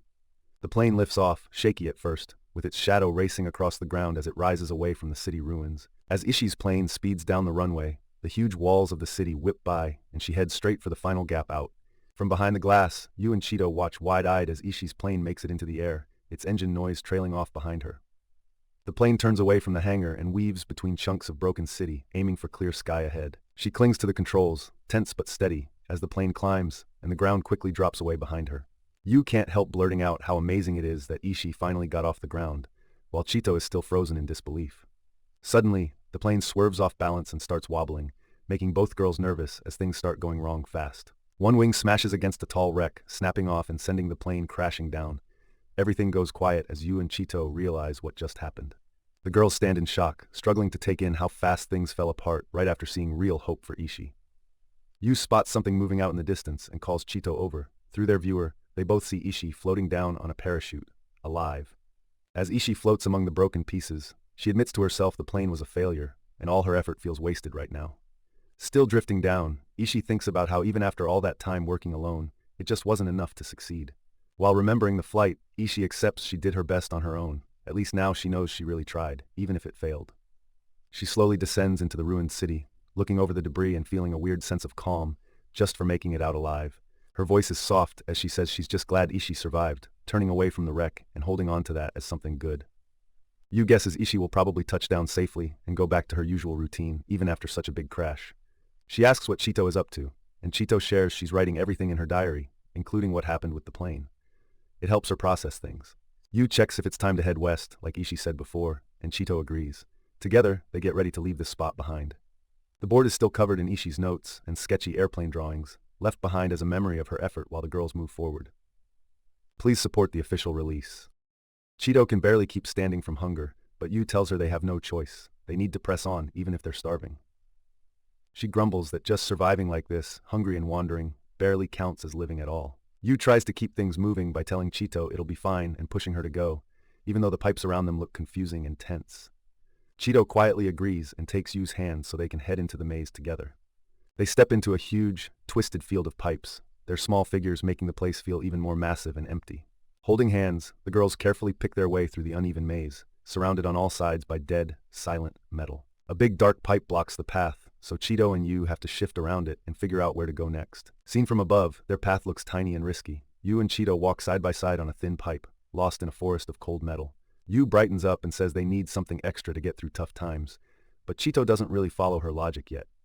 She starts wrapping a rope around herself, hinting at Yu's plan to stay connected so they don't get separated in the maze. Yu jokes about Chito being into the rope idea, but Chito just ignores her and stays focused on getting through. She eyes the rope, wondering if this setup will actually keep them safe or just mean they both fall if one slips. Yu points out the rope only stops them if they fall in opposite directions, and Chito bluntly says trying to save each other like that just doesn't really work. Admitting her nerves, Chito says she's bad with heights and walking like this just makes her more on edge every step. Yu laughs that life in these ruins means being high up is normal, but Chito fires back. This kind of danger feels way worse. Chito suddenly asks if Yu's hungry, and Yu answers she definitely is, cutting through the awkwardness for a moment. She teases that Yu is always hungry, but Yu complains that this time is different. She's emptier than ever. Yu suddenly realizes Chito's just really scared right now, and Chito quietly admits it as they keep moving through the pipes. From below, the two look small and alone, connected by the rope, the silent maze stretching out as they stand together and shuffle onward. The girls keep going, side by side and still tied together, forcing themselves ahead even though they're tired and unsure of the way. Tiny against the huge network of pipes, Chito and Yu keep moving, their rope all that's left to link them as they walk deeper into the unknown. Yu looks around at the maze and asks if all these pipe paths come together up ahead, just trying to figure out if they're even going the right way. She hesitates and finally admits she only sort of thinks so, but it's clear neither of them has any real idea where to go. They both stop under the mess of pipes and notice it's getting darker, which just makes the whole maze feel even more hopeless. Chito realizes she left their lantern behind and blurts it out, and Yu immediately worries, knowing it's about to get even harder to find their way. Yu suggests maybe they should just call it a day, but Chito refuses, too tired to explain, and insists they keep pressing on. Chito stops and admits she can't remember which direction they came from, and suddenly even Yu starts to doubt. They're both totally turned around. Yu finally says out loud that maybe they really are lost in the endless maze, and Chito doesn't argue, her voice quiet as if she's realizing it too. Chito tries to defend their sense of direction, but Yu just shrugs and jokes that getting lost feels like they're normal anyway. The two girls stop in the middle of a giant tangle of pipes, admitting they're completely lost. When one suggests just crashing right there, the other shoots it down fast. Yu half jokes that if she rolls over and falls off in her sleep, Chito should fall the opposite way to balance things out, but Chito just thinks that's impossible. Chito gets serious and says they have no other option but to keep going, though Yu warns her to be careful with each step, since slipping is still a real risk. She tries to sound positive, saying they'll be fine, but every step forward feels less certain the longer they wander these pipes. Hearing Yu act so sure doesn't help Chito at all. It just makes her even more nervous about getting out of here. Suddenly, Chito loses her balance and almost falls right off, making Yu jump in to grab her before she can actually go over the edge. Chito ends up sprawled on the pipe floor, surprised, and Yu notices something weird. The spot she landed on is now giving off an odd glow beneath her. Both of them freeze, staring as the circle of light around Chito gets brighter, making the old pipe look almost like some glowing sign. Yu calls out, worried, but quickly realizes that the glow is showing them something. It's actually lighting up a hidden path right underneath where they're standing. Looking down through the hatch, Chito finally spots a tunnel inside the pipes, lined with rows of lights and arrows, showing them a direct route they'd missed before. Chito sits on the pipe floor in disbelief, realizing the path was hidden inside all along. Yu drops down after her and points out the lights lining their new tunnel. Now Chito gets that the old warning probably meant this lighted path, while Yu studies the arrows and sees how everything is pointing straight to their destination. Yu calls this the superpath, but Chito just groans, annoyed that they wasted so much time struggling before finding such an easy shortcut. Wondering if they overlooked something, Yu asks if there were signs before, and Chito thinks they must have missed it. Maybe even Ishii passed through here already.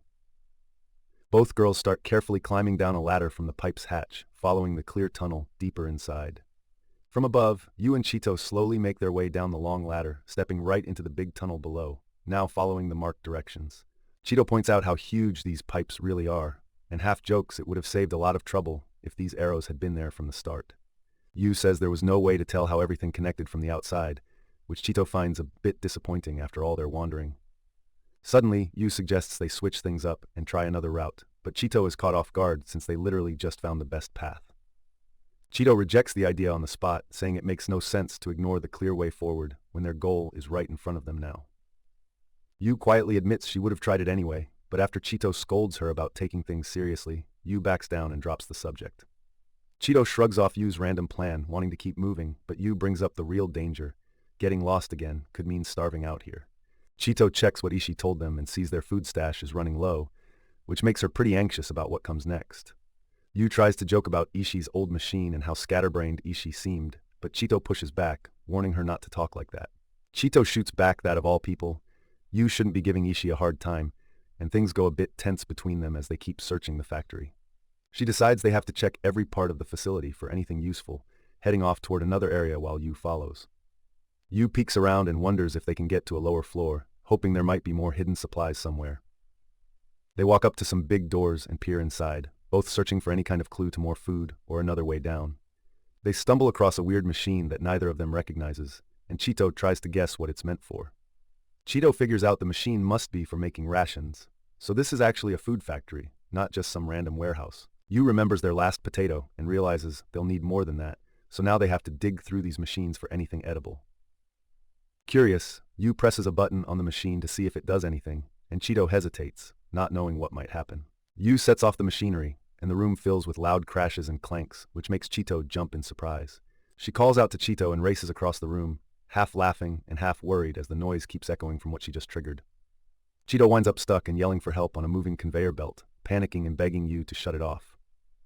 Yu checks out the machine after stopping it, relieved that at least the thing actually works, even if it's kind of dangerous for them.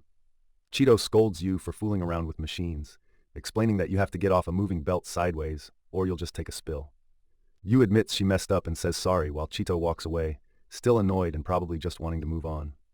Crossing a wobbly catwalk above the machines, Chito warns Yu to watch her step, and both girls stay curious about what this big contraption actually does. Chito spots something interesting up ahead and waves Yu over, worrying about being up so high, but thinking they might have found something that matters. She pulls open a heavy crate and guesses the white stuff inside is powder, and Yu looks closer, agreeing it really does look like some kind of food powder.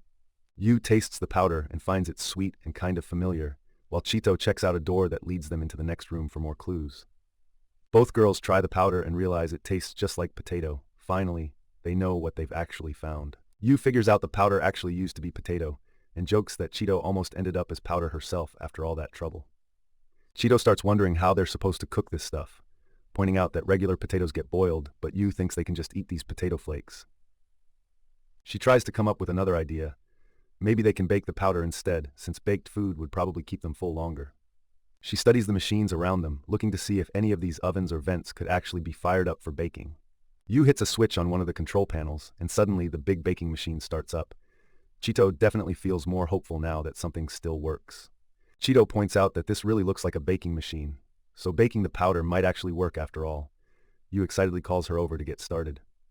She studies the label on the powder and realizes, with Yu's help reading, it actually says sugar, and now both girls finally get what this stuff really is. Yu gets a sense that she's seen sugar like this before, right as Chito reminds her they just found some lying around. She tries to link her memory to something from their food lessons, mentioning potatoes, and recalling how Chito always remembers food facts, which Chito can't help poking fun at. Chito suddenly remembers that potatoes were a big part of making solid rations, and Yu latches onto the idea, ready to test if this works. She checks the ingredients list for solid rations and confirms sugar is on there, so they actually found something they can use. Chito spots that the list also has salt, and Yu remembers seeing some extra bags, so now they've got even more to work with. They both get excited and realize they could maybe bake real solid rations for themselves now. Chito brings up helping their grandpa bake bread when she was little, and Yu remembers it too. This memory gives them hope they can pull it off. She figures out they should just mix powder, sugar, and salt, so she starts throwing together ingredients in a huge bin. The girls knead the mix together and add water, and they can tell by the way it comes together that the dough is working. They keep working the dough, joking about how sticky it gets, and for a moment, the whole messed up world feels lighter. They pull and stretch the dough between them, both grinning, just enjoying messing around as the food prep turns into a little game. Once the dough's shaped, they get it set for baking and talk about not messing up the timing. Both girls crouch over the oven and wonder if their ration bread is done, getting more anxious as the top starts to brown. Yu pulls the bread out and cheers, but Chito points out that it might be a bit overcooked. At least the bread looks solid. They stare at the bread and start joking about its shiny finish and weird shape, guessing which animal it could possibly look like. Chito cracks off a piece of the shiny bread and without much hesitation gets ready to try the first bite. Both girls take a bite. Chito admits it's pretty hard, but they just close their eyes and focus on how good it tastes. They talk about how much dough they have left, with Yu thinking it might last a whole year, while Chito says that's too hopeful. But counting what's left, they both feel better. She digs into another bite, gets lost in how sweet it is, and just enjoys the flavor for a moment, completely absorbed. She blurts out that it's super sweet, and Chito realizes it's because they dumped in way too much sugar by mistake. Yu laughs and says sweetness is happiness. Chito agrees, and for a bit, they both just relax and enjoy the bread together. Yu and Chito pull up their little vehicle at the edge of a giant maze built from endless walls and hallways. Yu calls the place weird and both girls feel unsettled. There's just something off about this place they're about to explore. They drive deeper between the towering walls, feeling small and lost, with no idea what anyone ever needed all these strange halls and compartments for. Chito checks a compartment and finds nothing important inside, just more random junk. Yu shrugs, sounding let down that there's nothing worth taking. Yu tries to remember if they've found anything useful so far, but Chito stops and admits nothing has really stood out. They go over all the random stuff they've found, a weird machine, empty shells, scraps of cloth, and even a button. The pile does not feel useful. Chito's surprised to see Yu still holding onto a scrap of cloth, but Yu says she thought it might help someday, even if it's just a small thing. Yu fiddles with the scrap, insisting it might come in handy. Chito doubts it and just watches, not convinced. Chito keeps pushing back, not seeing any point in the scrap, but Yu argues it could be useful, so neither wants to give up the thought just yet. While driving, they start wondering out loud, why are all these useless things stored here so carefully, almost like each one matters to somebody? Yu suddenly points something out up ahead. Chito perks up too, both girls curious as they spot something odd in the maze, a familiar-looking figure or shape. She suddenly spots something tall in the middle of the room and calls out the statue, grabbing Chito's attention so they both look up at it. Chito watches as Yu snaps another photo with the camera, admitting she really enjoys using it and likes how it feels in her hands. She tries saying, cameras are great for saving memories, but she immediately struggles to recall Kanazawa's name, and Chito calls her out for forgetting someone they met. Chito, quiet for a second, thinks to herself and thanks Kanazawa. She remembers he's the one who gave them the camera in the first place. She helps Yu remember. Kanazawa is the name they were reaching for. The memory returns and both realize it's surprisingly easy to forget someone who mattered to them. Yu admits she probably would have forgotten Kanazawa if not for having the camera. That thought makes Chito uneasy, since you'd think memories like that should last. Chito begins to worry about all the people they've met, but Yu reassures her. She says as long as they have stuff like the camera, they'll keep remembering. Yu shrugs off the worry, saying it probably doesn't matter whether Kanazawa or Ishii are out there, they're just not likely to cross paths again. Chito quietly wonders if they'll end up forgetting everyone anyway, even people who seemed important at the time. The question just hangs there for both girls. She suddenly notices something new, pointing at a small detail nearby and grabbing Yu's focus. It breaks the heavy mood for a moment. Exploring further, the girls realize each drawer in this place has a name written on it, linking the objects to someone who once owned them. At first, Chito guesses these are just forgotten items, but Yu sees it differently. These drawers exist so nobody will forget the people behind the names. Standing in the long shadows, Chito calls the whole place a tomb, which suddenly makes both girls feel the weight of where they are. Yu goes quiet while Chito's words sink in. The silence feels heavy. They both start to realize what these walls and objects really mean. The view pulls back to show the maze stretching endlessly with rows of drawers and a single tall statue alone in the snow. Chito's word, tomb, echoes as the girls sit small and silent in the middle of it all. Yu tries to explain that these names and keepsakes are like markers, left to make sure people out there remember whoever disappeared from this world. Chito worries aloud. If people like them are the last ones who ever visit, and everyone else is gone, then who keeps the memory going? She tries to lighten the mood by pointing out something else nearby, pulling Chito's attention to the idea that maybe there's more here than just sadness and loss. Chito stops in front of an old statue, thinking out loud about how it keeps someone's memory alive, like the person is still here somehow even after they're gone. The girls lean against their sled as the snow comes down harder, and Chito warns that it's about to get even colder for both of them. She sits quietly in the falling snow, reaching out her hand and letting the cold sink in while she tries to catch a snowflake. She keeps her eyes on the tiny snowflake that lands on her palm, watching it melt away almost instantly. Chito tells Yu they should put back anything she picked up earlier, making it clear those things belong here, not to them. Yu asks why it matters, so Chito explains taking those objects would erase the meaning they hold, like wiping away the memory itself. Chito and Yu are already wired from their recent brush with danger when they spot a fallen pillar, wondering if climbing this broken tower is even safe. She gets more stressed thinking about all the hidden danger in these ruins, and Yu just tries to act like it's nothing, which only annoys Chito more. Yu tries to explain that she's gotten so used to living with danger, she can barely feel scared anymore, but this just leaves Chito baffled.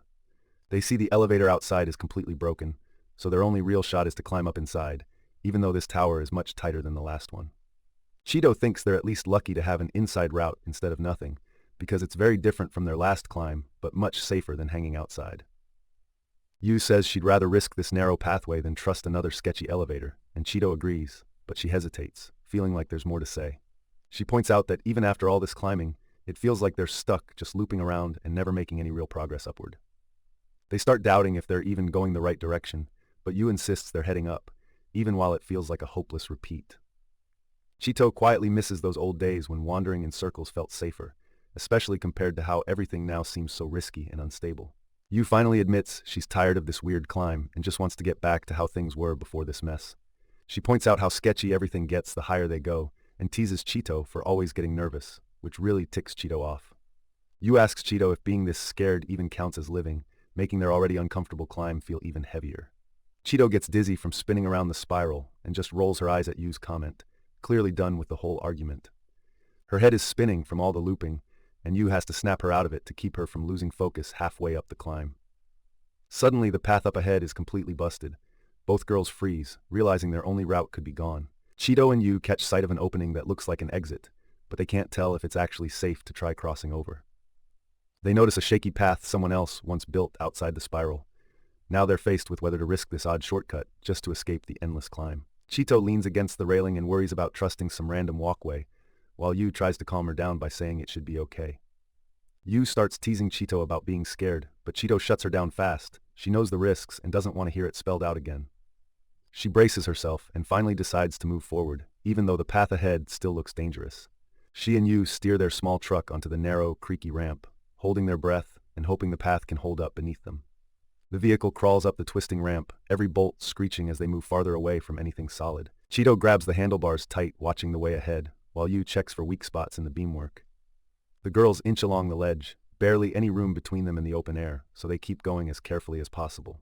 Chito and Yu lock eyes, both knowing there's no turning back, not with the path so narrow and dangerous up ahead. Out of nowhere, the ramp shifts and warps under the truck. Metal clangs and Chito shouts as rails start to twist, Suddenly, the platform beneath them starts breaking apart. Beams screech, and bolts snap loose while they both cling to the truck as the walkway threatens to fall apart. Yu yells for Chito as they cling on, and Chito tries desperately to keep the wheel steady with pieces of the floor breaking off. She shouts for Chito to floor it, sweat dripping down her face, while the ramp crumbles and the girls rush to beat the collapse. Chito slams the gas pedal, forcing their truck forward as broken chunks fly off and everything shakes, making it clear there's no going back now. The old ramp groans and falls apart, metal railings warped or missing, but the girls push on anyway as bits fall away under their wheels. Their truck rattles across the last piece of ledge, high above the city, while loose debris and metal crash down behind them. Chito and Yu barely make it through, skidding into a shadowy hallway right as the ramp outside rips away and crashes down. Behind them, the damaged ramp finally breaks apart for good, collapsing in pieces with no way to turn back. Both girls freeze in their seats, hands still tight on the controls, wide-eyed after their narrow escape. You can see the relief as Chito and Yu finally exhale and glance at each other, realizing they made it. Yu groans about how close they came to wiping out, and even though the danger isn't totally gone, they're just glad to still be moving. Chito and Yu talk it over. Now that they're off the broken ramp, just having solid ground under their wheels feels amazing, something they never really cared about before. They spot a way out up ahead, and Chito points out an opening that leads higher, giving them a fresh path upward in the tower. Riding out onto a flatter upper section, they see it's still pretty dark, but at least the ground feels safe, and the route goes up. As they roll along, the girls start thinking about how all they really do is sleep, wake up, eat, and keep moving. Sitting near a giant spinning fan, Yu suddenly asks Chito what exactly she means when she calls something alive, and that throws Chito into deep thought. Chito clears up that when she said the machinery was alive, she just meant it was still running, not actually alive like a living thing. Yu gets the mix-up. She interrupts by asking what actually makes something an organism, so Chito has to pause and figure out how to answer her. Driving through a maze of pipes and enormous tanks, Yu starts talking about a strange new structure ahead that catches her attention. Chito and Yu ride slowly ahead, their spotlight cutting through pipes and shadow as they keep searching for whatever just made that heavy noise. From above, the girls look like a small dot against the towering wall. Their path narrows, drawing them deeper into this maze of machinery. She drifts off in the seat, zoning out while their vehicle hums along. The steady noise from the overhead machinery fills the empty space around them. Up on the rooftops, shadows stretch out while a weird mechanical noise travels across the empty metal grid, warning something new might be nearby. The strange noise grows louder, making Chito wonder if something could actually be alive here after all. That question about what counts as life won't go away. Chito steers the vehicle down the narrow path as the heavy clanking noise echoes ahead, both of them tensing up because whatever's making that sound is still out of sight. The vehicle crawls forward between huge walls, their engine echoing in the wide open space. Chito scans around as the noise from the pipes keeps everyone on edge. Yu breaks the tense silence to check on Chito, but Chito hushes her, still listening as that loud mechanical noise rattles closer. The vehicle rolls into a vast room packed with tanks and pipes. Suddenly, something drops nearby with a heavy thunk, and both girls go stiff, waiting for what happens next. Chito and Yu freeze, staring straight ahead. That weird noise has both of them on high alert. Another thick clunk echoes out as something big drags or knocks against the pipes, still out of their sight. Looking up, Chito and Yu see a massive machine, shaped like a spider, moving above them. Its thin legs stretch over huge tanks plastered with warning signs. The giant machine blocks out the overhead lights, casting a huge shadow down over their vehicle, while more gears clatter and groan somewhere close by. Chito grips the wheel tighter as Yu raises her rifle, both bracing while the metal noises ring through the corridor, not sure what the machine will do next. She nudges the vehicle forward, sneaking a look as the spindly machine slowly walks away across the open factory floor. Yu lets out a breath, and the tension drops a bit. Both girls watch the strange machine go, still processing what they just witnessed. As they drive through the pipes, Yu asks if the machine could have been alive, but Chito shoots that down and teases her about not knowing enough words. Trying to shut down the argument, Yu says it had to be just a machine, since it looked exactly like regular machinery and nothing more. Chito pushes back that machines don't breathe or understand themselves, trying to get Yu to see the difference as they keep driving deeper into the facility. Yu wonders aloud if someone could have been controlling the giant machine the whole time. She throws out a wild idea about what it would mean if some machine actually showed up and greeted them, pressing Chito to stretch her logic further. Yu fires back that nobody's even claimed a machine like that exists, and besides, people say there aren't any living things left but humans. Chito, though, isn't so sure about what they're supposed to believe now. Suddenly both girls spot something they never expected, a living fish swimming by in the silent corridor. The moment feels so odd that it's almost hard to believe. Chito, surprised, repeats that the fish is alive while she and Yu head down some steps, stuck between shock and fascination at this tiny proof of life. Yu suddenly calls out to Chito, pulling her out of her thoughts while they keep walking together down the empty corridor. Just ahead, a set of thin, spidery legs comes into view, reminding them both of the earlier machine. They realize something is heading right for them. Both girls freeze up and stare as the shape gets closer. They're so shocked by what's coming their way that neither one manages to say anything. The machine steps out, faces them, and says hello. Both Chito and Yu stop in their tracks, completely shocked that it's actually speaking.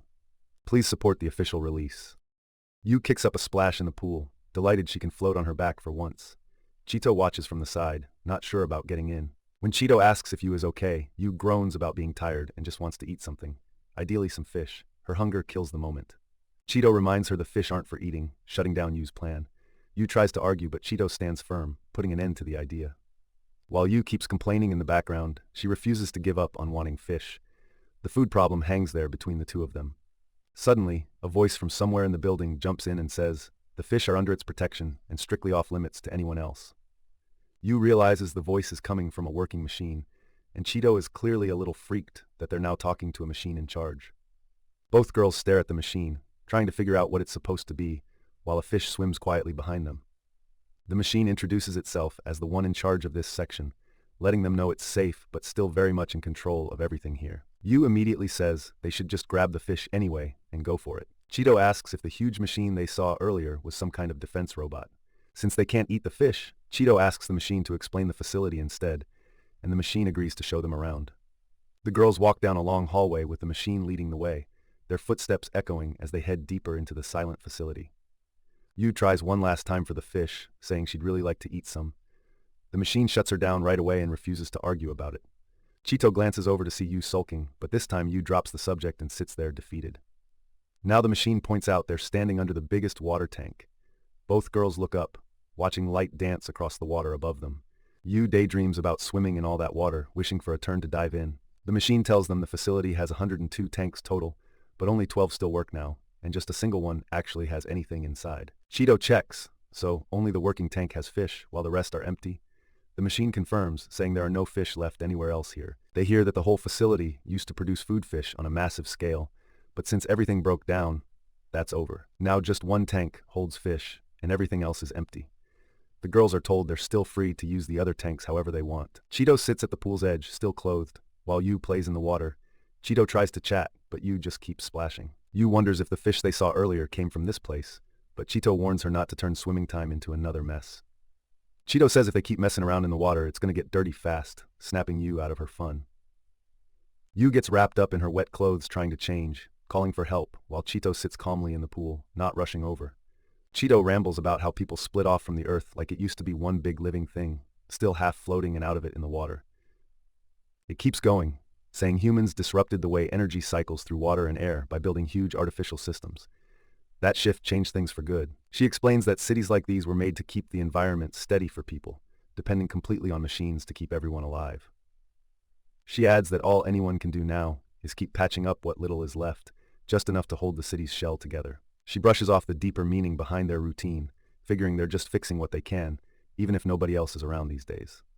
Yu splashes around, trying to get Chito to join her, while one voice wonders how Yu can swim so easily compared to the rest of them. She jokes about swimming without underwear to be more comfortable, but Chito clearly feels weird about that, especially with someone or something else nearby. Yu tries giving Chito swimming tips, but Chito's still unsure what to do with her feet in the water and hesitates to move. She tries to kick, but her feet can't touch the bottom, and she ends up just wobbling in the water, looking pretty uncertain and tense. She panics when she realizes her feet can't reach the bottom, but Yu tries to reassure her that she'll float if she stays calm. Chito starts flailing, thrown off by losing her footing, and Yu realizes right away how fast things can get out of hand in the pool. She sinks deeper, panic setting in as she loses any sense of control, and the real depth of the pool finally hits her. Still underwater, Chito quietly gasps for air, drifting further down while bubbles rise alongside her. As she floats beneath the surface, Chito flashes back to a dream that felt just like this, scared but oddly calm at the same time. She stretches her hand up through the water, thinking of the ocean, while bubbles drift up to the light, and she keeps slipping further away from the surface. Yu dives in and swims after her, but Chito's too lost in thoughts of the ocean and fish to react, and it's on the edge of being dangerous. She bursts out of the water, hauling Chito up with her. Chito coughs and gasps for breath while Yu checks if she's okay, snapping her out of her haze. Breathing hard, Chito mumbles about the earth once being a single organism, still half lost in thought, even as she recovers. Chito just floats there, totally out of it, while Yu swims up looking puzzled. All Chito can think is, what is it now? Yu looks at the broken machine and wonders if she could really repair something as complicated as Chito just did. She tries to get involved by asking how to help feed the fish, and Chito brings her in, which makes Yu light up at finally being included. Chito lays out the job. They still need to feed the fish 5 more pieces, so Yu jumps in to help, trying to follow Chito's instructions exactly. Yu brings up the idea of befriending the giant fish, but Chito shuts it down by reminding her that this thing is a predator, and probably too dangerous for that. She gets caught up thinking how great it'd be to take the fish along with them as they travel.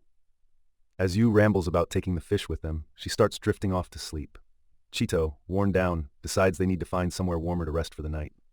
Yu wonders if the machine really seems alive, while Chito explains it's just made to look that way so people feel attached to it.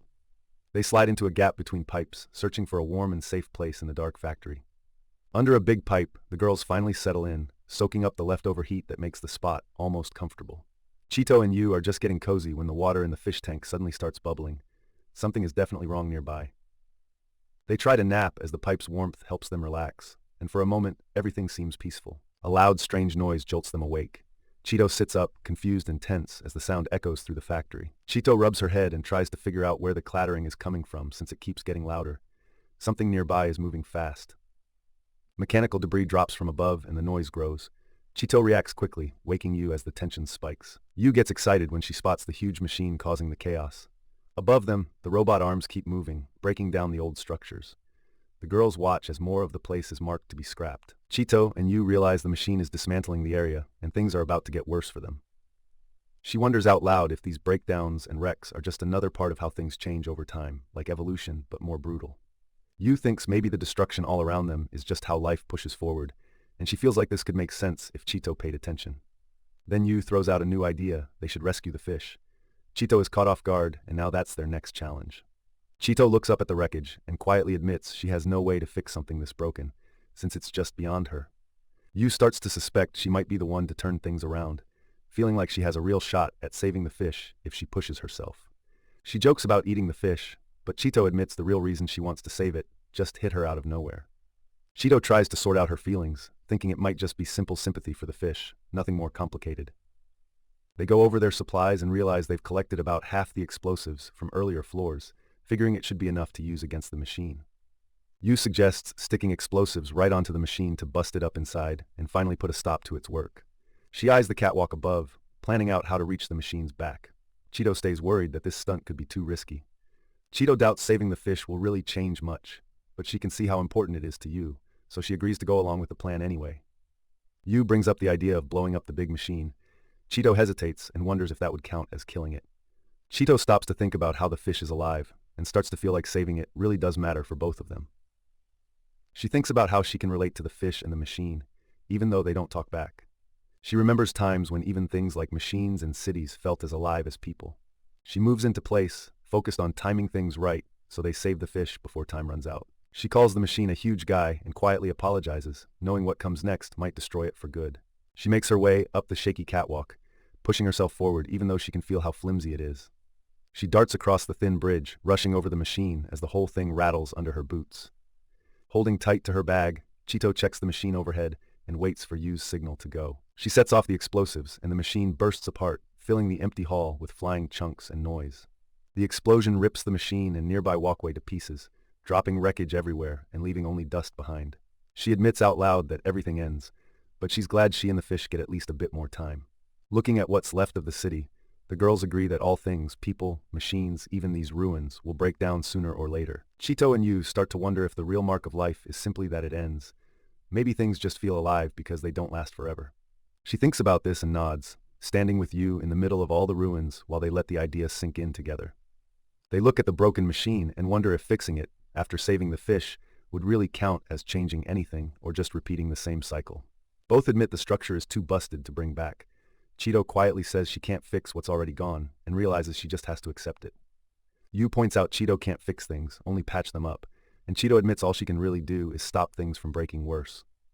Sitting next to Yu, Chito points out that even progress has limits. After the city fell, the people who lived here disappeared for good. She notes that if nothing new can come from all this loss, then maybe that's the true end, and Yu quietly agrees. As they watch the fish swim away, the girls admit they'd be happy if both fish and people could stick around for a lot longer. The two hop back on their ride and head off, the sound of their engine echoing through the empty ruins as they move on to whatever comes next. Chito and Yu roll up in their vehicle, stopping as a heavy gate marked A5 slides open for them, making it clear they're heading somewhere unknown. They guide the bike through the opening, slipping inside as overhead shadows stretch over the empty floor and the outside light starts to fade. The big door slams shut behind them with a loud echo, locking the girls in and cutting them off from anything outside. Inside, the place is huge with strange rails and scattered machines. Every sound bounces off the walls, making them feel even smaller and more alone. Yu wanders over to check out a wall while calling out to Chito. Chito stays put, both of them eyeing the odd machines and the giant empty area around them. She calls Chito over to check out the massive, mysterious facility, and both girls are left staring up, wondering what all this machinery was actually for. Suddenly, the room goes dark as the lights cut out again, leaving both Chito and Yu standing there uneasy, surrounded by shadows and not sure what to do next. The girls sit on a bench, surrounded by wrecked stuff. The silence drags on until Yu admits she's bored, her voice showing just how stuck they are. Chito taps her fingers quietly as Yu just sits there, both waiting for something interesting to happen instead of this long, awkward pause. She glances sideways at the mess of broken boards and worn-out gear. With nothing happening, it feels like even time itself has stalled out for them. She breaks the silence by suggesting they check out the front of the train, and Chito gets up to follow her lead. As they move forward, something suddenly catches Yu's eye, and Chito immediately wants to know what she saw. Yu tries to put it together, pointing out they're technically traveling much faster than usual since they're driving their bike on a moving train, and Chito just nods along. She gets all hyped, thinking they're now going twice as fast, but Chito quickly sets her straight and points out the math doesn't quite add up that way. She stops to think about the real explanation, realizing there's something a lot more odd about how they're moving. Yu starts to wonder how fast they're really traveling right now. She blurts out this goofy idea. Maybe they're moving so fast they could circle the whole planet in a single day, which leaves Chito kind of staring at her. Yu tries to figure out Chito's logic, and it hits her. Just by moving every day, it's like they've been circling the planet over and over. She laughs at the thought, because thinking about all that endless movement suddenly seems pretty wild to her. Yu's eyes go wide as their ride passes under a giant machine that's crashed into the ceiling, showing them just how wrecked and strange this place can get. Chito notes they're seeing broken machines more often, and makes a quick check to see if this one is completely useless too. Yu calls the broken machine a corpse, and noticing its boxy shape, she says it feels like the graves they passed earlier.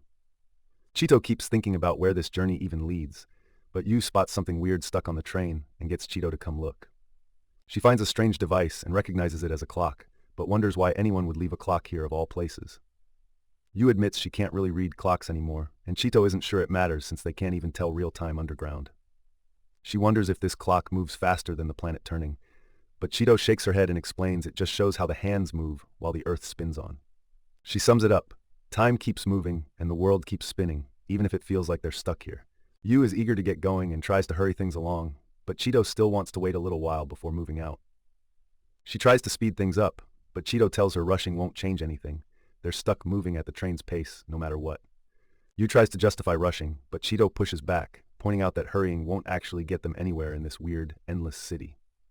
Chito suddenly remembers hearing that people used to wear clocks on their bodies, which just sounds weird to Yu in a world where time barely matters now. She explains clocks used to help people stick to plans, but having a schedule is hard to imagine for them these days. Chito pushes back against Yu's urge to rush, admitting she hates hurrying and hinting that even they have limits they can't ignore. Suddenly, the train stops with a jolt, catching both girls off guard. Chito looks around and tries to figure out what happened. The two sit quietly, checking out the place where the train stopped. Chito wonders if this is actually their destination. Yu jumps up, wanting to leave right away, but Chito makes her wait a second before they do anything else. Spotting a line of blinking lights, Chito figures out they're just at one of many stops, and there are more stations coming up. They both realize they're not at the last stop yet, so the journey keeps going. Chito circles back to earlier, starting up their talk about time again and what it ends up meaning for them. She points out they really do have time limits, mostly because of food, so they decide to keep moving as long as they've got supplies left. Chito calls the plan flexible, and both girls agree to just follow the tracks wherever they go next. Chito glances over the empty waste and admits it feels like they've traveled a long way, but she suddenly notices Yu has gone quiet. Yu relaxes on the vehicle and says she hears something strange.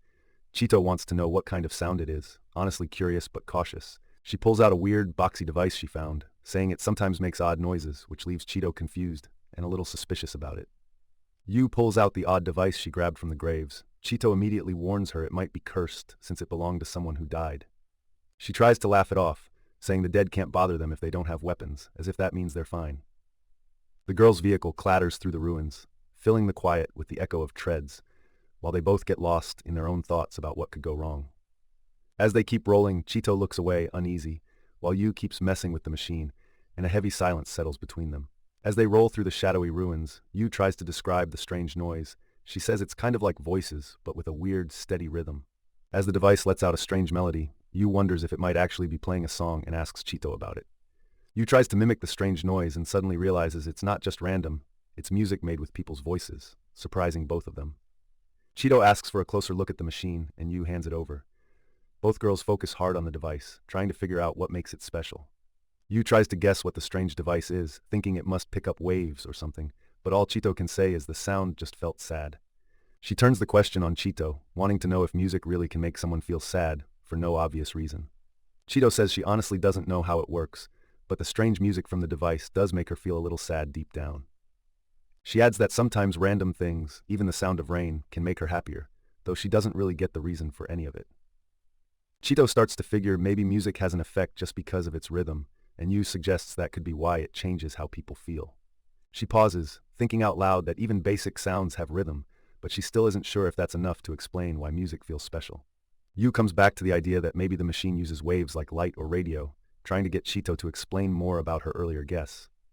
Chito admits she's pretty lost on the science, but knows waves can show up both in sounds and light. They keep talking as they slowly bump along.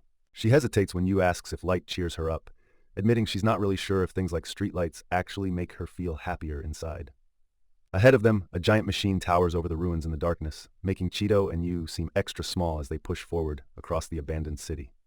Under the huge piece of machinery, Yu admits she just wants to see sunlight again soon, and Chito quietly agrees, both of them missing the sky after being below ground for so long. Chito realizes they actually have no idea how far the train took them, since they've been wandering through random buildings for ages. She figures their only real hope is to get back up to the surface, but Yu pushes back, unsure how they'd even manage that in this maze. She repeats Chito's suggestion about getting up to the surface, still trying to wrap her head around how they're going to pull that off. She looks around from their vehicle and spots something strange out ahead, calling over to get Chito's attention and figure out what it might be.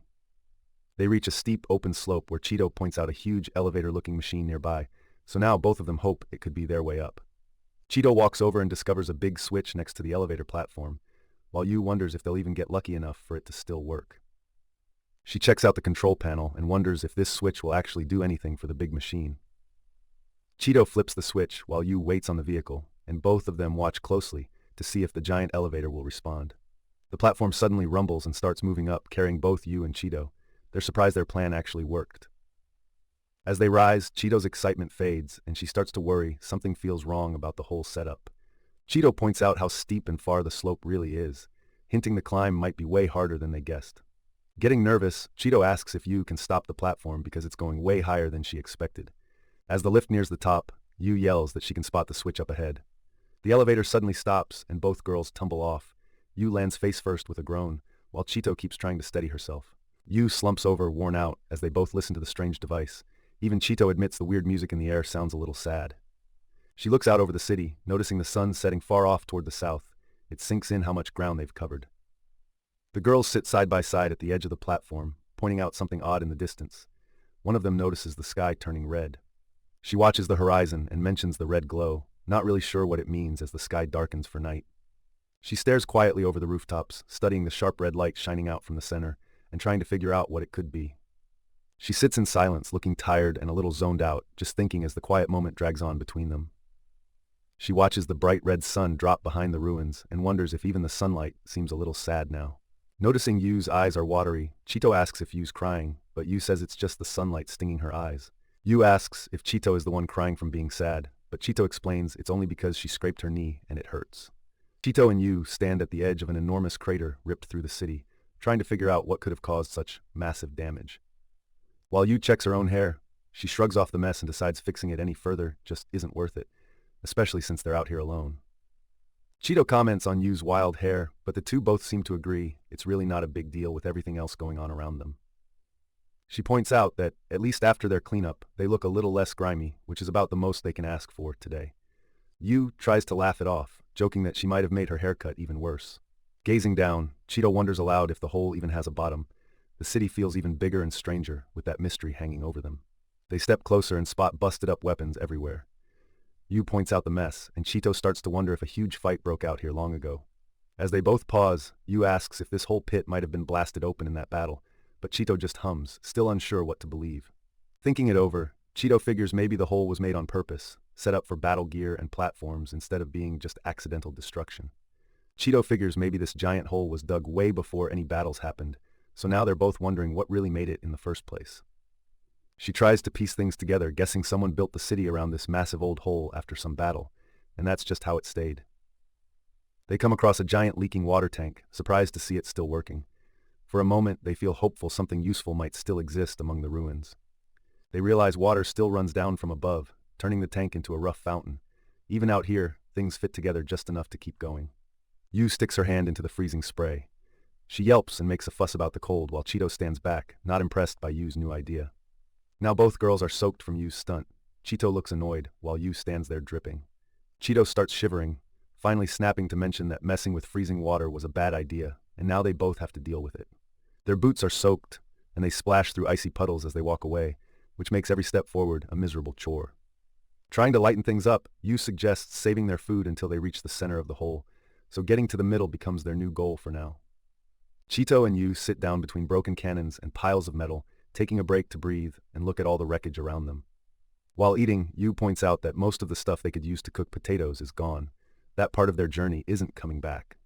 They keep walking through the wrecked artillery, bundled up and dragging themselves along, still trying to make sense of the ruined city, stretching all around them. She points out how great it would be if they actually found fish in the water here, but there's clearly nothing moving except the ripples. Chito points out that, no matter what Yu says, she really just wants to eat the fish, even if she claims it's about helping them. They sit and eat, debating if surviving off anything they can find is really that different from carefully rationing their food each day. Chito stands up and looks around, wondering out loud what else, besides water, might come out of these huge pipes in the ruins. She checks inside a metal pipe, thinking for a second that maybe some kind of food could surprise them, bringing a little hope back for their search. Chito suddenly remembers she left the water tank behind, so now they have to figure out what to do about getting water. A weird blobby creature slips out of the pipes and lands right in front of Chito, giving both girls a huge shock. A weird white blob creeps out from the dark pipe, and both girls freeze, realizing they've never run into something like this before. The creature wriggles out a little more, drawing all their attention, and making both of them wonder what they're even looking at. Yu tries to figure out if whatever's hiding could just be a fish, but Chito's sure it's something way weirder. She hands Chito a stick and suggests she tap the pipe to coax the creature out, but Chito isn't sure that's such a smart idea. Chito cautiously pokes at the inside of the pipe with the stick, glancing at Yu to check if anything's happening while both watch for movement. She wonders if trying to knock it out will even work, but as she leans closer, something inside actually starts to move. Suddenly the creature pops right out, making Yu fall back in surprise while Chito checks on her, both startled by how fast it jumped out. Chito tries to figure out what this thing actually is. She knows it's not a fish, and Yu, guessing wildly, wonders if it's maybe like a cat. Yu gets excited and wants to eat the ration right away, but Chito stops her and tells her to wait before doing anything. Chito stops the back and forth and asks if Yu also heard a strange little voice, which confuses both of them even more. Yu tries calling the strange creature a cat and questions it directly, while Chito still doubts it could possibly talk or even be a real cat. The blob makes a gentle noise that sounds like Nuko, so Yu repeats the sound, surprising both girls when it actually responds. Chito decides the creature is probably just making random sounds and suggests they should leave it be, trying to get things back to normal. Yu wonders if they should cook the creature, since food is rare, but Chito quickly shuts that idea down, saying they can't eat something that speaks and sighs. She questions whether Chito just feels sorry for the creature, hinting maybe Chito's letting her feelings overrule hunger.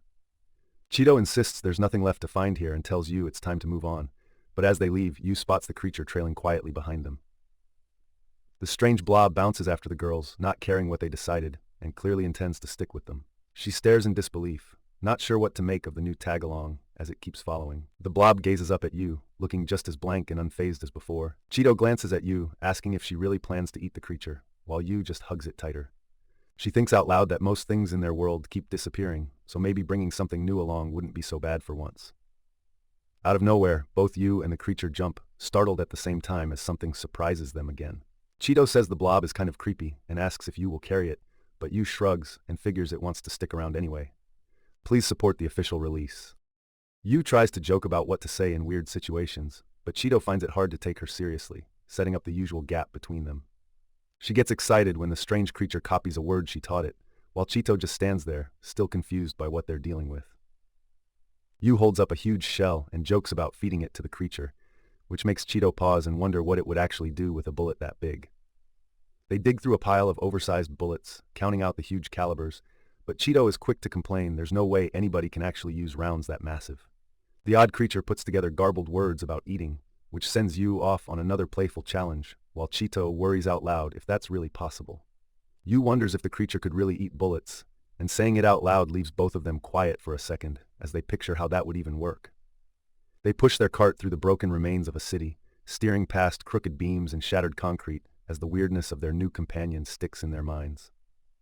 She starts guessing what powers the creature, tossing out maybe it eats gunpowder as Yu listens in, but it's clear neither of them has a real clue. Their little ride keeps clattering between twisted metal piles, and talk about the odd creature trails off while they focus on moving forward. All of a sudden, Chito spots something up ahead and stiffens, making Yu look up too, since it means things might not be safe. Chito suddenly stops their cart in the middle of a mess of beams and old machines, so Yu looks over and asks what's up. With their cart rattling beneath them, both girls push even deeper into the messy ruins, checking every shadow for anything that might move. They break out into a wide space lined with huge tanks in silent rows, and both girls pause, completely dwarfed by the abandoned machines. Yu jokes that Chito never really cared about the tanks, and as Chito tries to sound out a tough word from the old book, Yu just wishes her luck. Chito digs through old supplies and finds a strange book, realizing she can't read any of the letters and starting to wonder what kind of people used to live here, while Yu half watches, distracted by all the odd gear. Even though Chito likes the book, Yu calls her out for hoarding junk, as if she's not doing the same thing by grabbing a big shell for herself. Chito tells Yu the creature only wants what's useful or edible, joking that makes it a lot like Yu, and the creature stays busy fiddling with trash, making the point. When Yu jokes about feeding a huge shell to the creature, Chito cuts her off fast and says to just toss it, not wanting to push their luck. The girls stare as the creature actually swallows a 20mm shell, making them realize it can eat things they never expected. Yu's impressed by how loaded down the creature looks after eating, but Chito reminds her not to mess with their new friend, just to see what it can handle. She wonders if eating bullets counts as part of culture, but Chito figures that's just how the creature survives, not a cultural thing. Chito explains to Yu that culture is what divides human groups, like different writing or habits, and even argues those differences cause a lot of fights. Yu looks out, thinking about why people get so scared of things they've never seen before, while the creature just sits calmly beside her. She comes to a conclusion: people are scared just because they don't understand, and she wonders if that's really all there is to it. Yu points out that Chito actually likes digging into weird or confusing stuff, like reading books she can't understand, which makes the mystery part fun for her. Chito argues that's not quite right. She keeps her distance from things that look dangerous, especially if she doesn't get them, while Yu always jumps in headfirst. Hearing that, Yu finally admits she's feeling surrounded by things she doesn't know, and for the first time she notices just how thick the mystery feels all around them. Chito quietly agrees as their cart rolls through a vast space full of strange hanging objects, all of them reminders that there's so much they still can't name. Yu and Chito drive their cart straight into a wall of thick fog, barely able to see past the headlights, but pressing forward anyway. Chito notices how creepy it gets when the fog blocks out the city, making everything around them fade into white. While Chito keeps pushing the cart, Yu calls out from behind, making her double-check what's ahead as they roll deeper into the mist. The fog suddenly thins out, and both of them spot this gigantic metal structure made of gears and panels rising up over broken rooftops. Seeing that, Chito is hit with how little they actually get about the world around them. Up close, the old gears creak as they turn slow, filling the air with an unfamiliar noise and reminding the girls how strange the city's leftover machines have gotten. Chito guesses it might be the wind turning the machine, and even though it makes no sense to her, she admits it's kind of interesting to figure out. Yu pokes fun at Chito for always getting curious about weird stuff, while Chito tries to explain how there's music coming from the machine, but neither of them gets it. She hears another odd sound drifting from somewhere, and Chito challenges her to point out exactly where it's coming from. With shadowy shapes floating just ahead in the fog, Yu nudges Chito to go take a look, even if they have zero idea what they're about to find. They spot a sign marking the entrance to the Aeolic power plant, so Chito starts thinking out loud as their ride rattles past all the metal debris. As they rumble along, Chito starts thinking out loud about food again, saying even if something seemed normal, she wouldn't eat it if it acted weird. As the wheels rattle, Yu wonders if they're stuck at the very bottom of everything alive in this world, almost like they're the last links in a missing food chain. The girls roll into a dense field of spinning metal veins, and Yu blurts out that it looks like a forest as the noise gets louder. Staring up at all the machinery, Chito remembers pictures of green forests from old books, places that felt alive and full. Seeing how everything here has turned to metal, Yu tries to connect it back to those stories, but all she finds is a cold, empty shell. Yu finally connects what Chito was describing to the idea of a forest, repeating it out loud while still trying to picture what that even means. She guesses out loud that a real food chain might have existed here, but even saying it, she knows there's nothing left of that world. Both girls go quiet, just staring at the empty rows of machines. The silence makes the whole place feel even more abandoned. They both realize it feels nothing like a real forest anymore, just machines and emptiness. Chito points out how the past has faded from what it once was, and Yu quietly agrees. Looking around at the broken remnants, Chito admits that all they know is what the old book said. The rest of the past is just gone. Their vehicle bumps along. Chito tries to keep the mood up, but ends up just trailing off, since neither of them knows what to say about so much loss. Chito admits they know nothing about what came before, but thinks they can at least keep moving forward and watch what happens next. She points out that the only way to learn more is to keep moving, since no one learns anything if they don't make it through the day. Yu wonders what happens when you die, but Chito shrugs it off, saying there's no way to know because all answers end there. Chito looks up at the machines, saying there's so much they'd love to figure out about this world, but there just isn't enough time. Their little cart keeps moving, leaving them with the fact that some things will always stay out of reach. She ends up stretched out asleep in her coat, and Chito sits quietly, alone with a head full of questions and no answers. They pull up close to a huge metal fence with rows of spinning blades. The path is completely blocked and the engine's noise just echoes. Chito steers the cart along the barrier, scanning for any sort of gap, while Yu wakes up and joins the search for a way through. She checks out the fence and spots something that could be an exit. Yu, still groggy, asks if they can get through there. Yu tries to figure out if that opening leads toward the weird signals they've been following. Chito points them in the right direction. She stands up to get a better look while Chito drives along the fence, both scanning for any possible way out. She notices a big structure up ahead and asks if that's where the signals could be coming from, so they steer the cart closer to check it out. Their vehicle rolls up beside a giant, beat-up submarine half buried under snow and scaffolding. No doubt now that this is something left over from before everything fell apart. Chito stops to snap a picture while Yu scrambles up the metal frame, calling for Chito to follow so they can explore what's inside this massive sub. Both girls pause at the fence, staring up at the huge submarine hulking in front of them, not saying a word as the weight of it sinks in. She carefully climbs up the creaky metal frame, each step feeling shaky and dangerous as she inches toward the entrance for a better look. Yu and Chito stare up at the giant machine together, trying to figure out what it actually is and how powerful it must have been. Chito finally says it out loud. They're probably looking at a weapon. Realizing that makes the mood shift from curiosity to something a lot heavier. She and Yu walk away from the massive submarine, their boots making loud crunches in the snow. The quiet around them just makes everything feel more tense. Chito spots what might be the entrance and tugs at it, but it's stuck. Yu wonders aloud if it even opens anymore, raising doubts right away. As Chito struggles with the door, a strange round creature turns to face them. When they ask about the entrance, it responds in a shaky way, admitting it knows something. The creature reaches out one limb and rests it on the hatch, looking like it's trying to figure out what to do next. It finds a certain spot and starts fiddling with the hatch, making a soft sliding noise as the inside mechanism moves.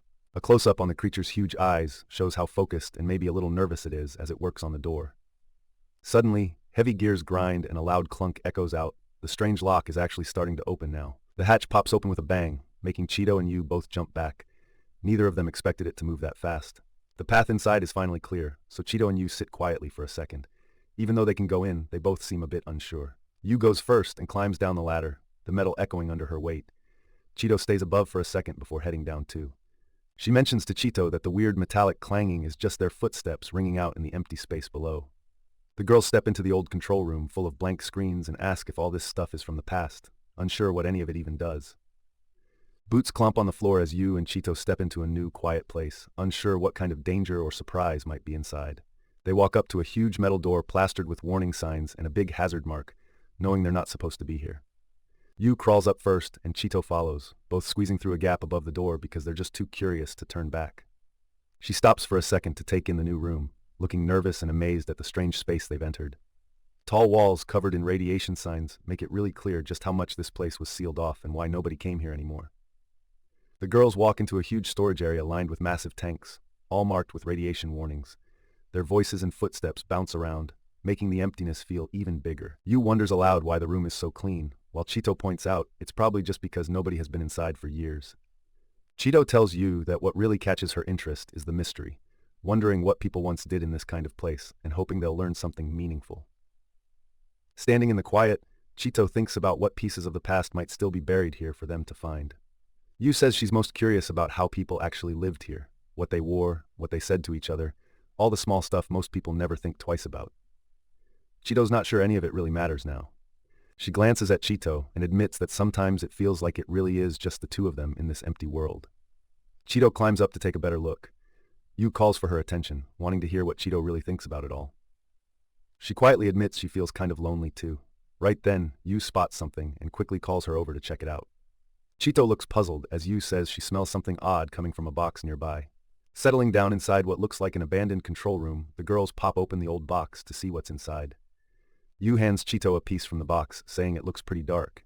Chito wonders if it's really okay to eat food that's this old. She decides to give it a try and takes a bite, surprised that it actually tastes pretty good considering how long it's been sitting here. Chito chews on her own piece and ends up smiling. It's surprisingly tasty, way better than she expected.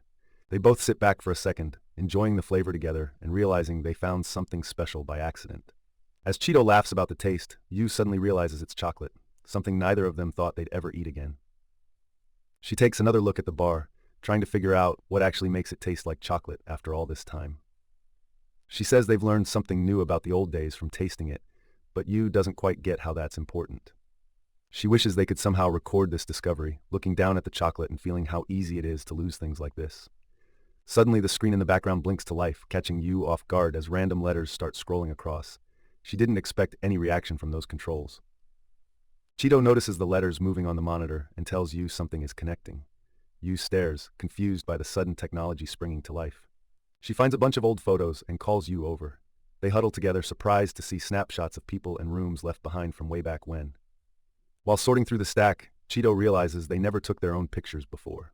One photo freezes her, a shot of Kanazawa, the mapmaker they traveled with once, standing next to a woman neither of them recognize. Both girls get quiet, letting it sink in that Kanazawa had a different life than they knew. More of the pictures show just the same woman, always alone. Chito guesses these must be Kanazawa's photos, little pieces of his lost past, quietly saved in this room. The video keeps playing and Chito just stares as the girl in the recording mentions how whoever they're talking about was found alone in the end. Yu gets excited by a huge wall of organized folders and wants to dive in, but Chito stops her before she tears through everything in her usual rush. They both look up as the wall of folders suddenly slides open, making a burst of paper flapping sounds that makes the place feel strangely alive. Chito is stunned by just how many faces and memories these photos hold, suddenly aware that people once filled these rooms, and she can't believe how much a camera captured. She leans closer, scanning each photo and trying to take in how much of the past was saved right here. Out of nowhere, the monitor lights up and glitches, startling Chito with a sudden buzz and pulling her focus to the screen. Chito and Yu watch, surprised, as the faded screen starts playing a video from years ago, where a group is giving an update about their machine experiment. The girl in the old video introduces the machine on display, explaining it by name and saying it was just a sample model they had on hand. The recording goes deeper. She explains they had to add special programming for productivity, and the design had to survive tough checks. Yu points out the people in the video are about their age, which really hits Chito. Chito and Yu keep watching as the old recording complains that things were supposed to work out. Yu asks if Chito's learning anything from all these old files, and Chito admits she's picked up a bit, even if Yu's only thinking about snacks. Chito thinks out loud that maybe it's always just been her and Yu, realizing how isolated they really are as she touches the old display. As the video shows a family joking and cheering up their kid, Chito starts to see how daily life once looked, real routines, not just survival, and it changes how she thinks about the past. Chito and Yu watch quietly as the family in the old video laughs and shares fries, finally realizing that people before them weren't as lonely as they seemed. Right from the start, Chito notices the strange cat-like creature is gone again, and gets uneasy not knowing where it went. While messing with the old radio, Chito wonders out loud how the creature manages to get it to talk to them at all. She starts to ask the creature where it's been, but stops when she spots its tail poking out of the shadows nearby. When Chito gets closer, she realizes the animal looks way bigger than before, and isn't sure if it just changed, or if she's misremembering. Suddenly, Chito sees another creature that looks almost the same, leaving her confused about how many of these things there actually are. Still clutching the radio, Chito blurts out in shock. Right in front of her eyes, the original cat creature grows huge almost instantly. Yu, who was out of sight, reappears looking startled as she tries to figure out what's happening between Chito and this creature. Her eyes go wide. Something about this growing creature and the weird vibe of the whole scene makes Yu freeze. All at once, Yu shouts Chito's name, panicked now that Chito is directly in front of the giant creature's open mouth. With no time to move, Chito gets swallowed whole by the creature, leaving Yu totally stunned.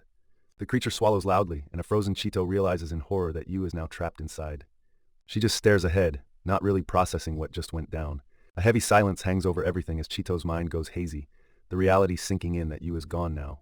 The giant creature slithers off with Yu inside, and Chito just sits there, feeling tiny and powerless to do anything.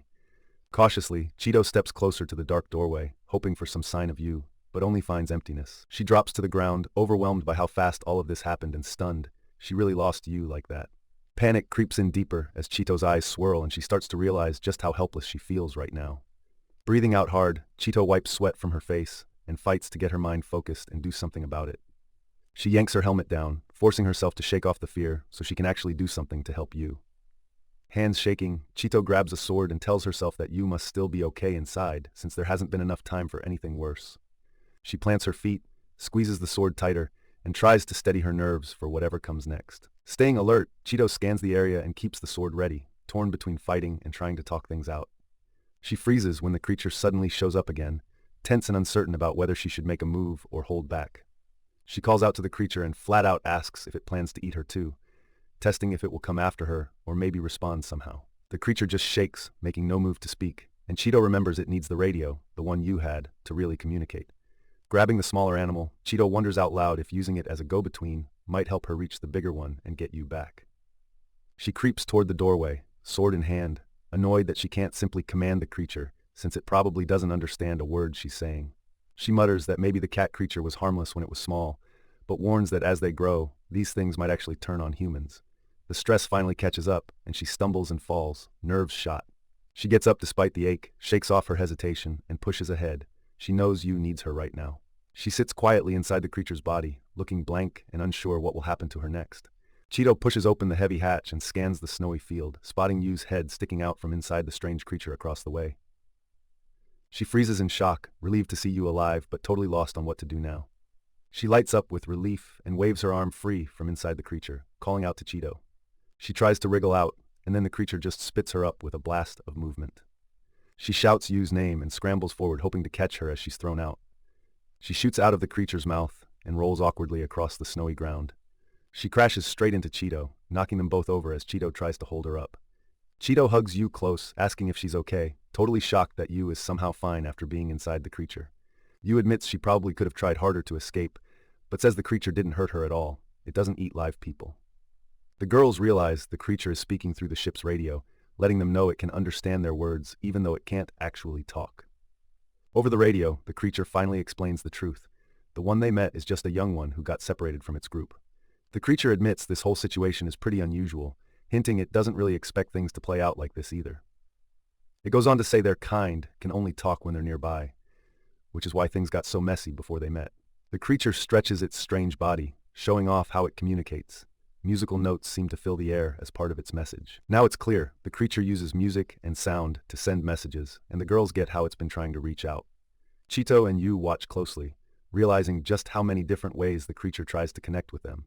She finally cuts in and asks straight out what the creature is, and why it needed to swallow Yu just to take that tiny machine. The creature explains that old machine held a lot of energy it needed, saying it eats unstable heat sources and breaks them down safely inside itself. It remembers last time they didn't finish their job because everyone fell asleep. Now the creature says things are almost done. The Earth's long life is ending, and Yu and Chito realize this meeting is part of something way bigger. The creature says their role in the city is ending, and warns that the city will start falling apart when they're gone. Yu finally asks if anyone else is still left in the city, while Chito stands by, both of them tense as they wait for the answer. The mushroom creature explains they've checked most of the city, but don't know if any other humans are still around. Chito tries to comfort the small creature on her shoulder, telling it not to worry as she gets ready to hand it back.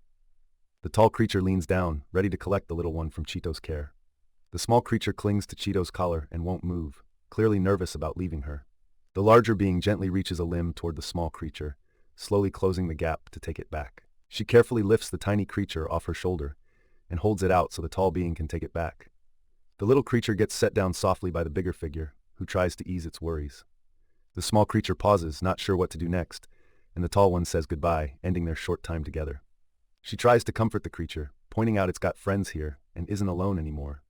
Once the goodbye is over, the tall figure heads off and the little creature finally scurries across the ground by itself.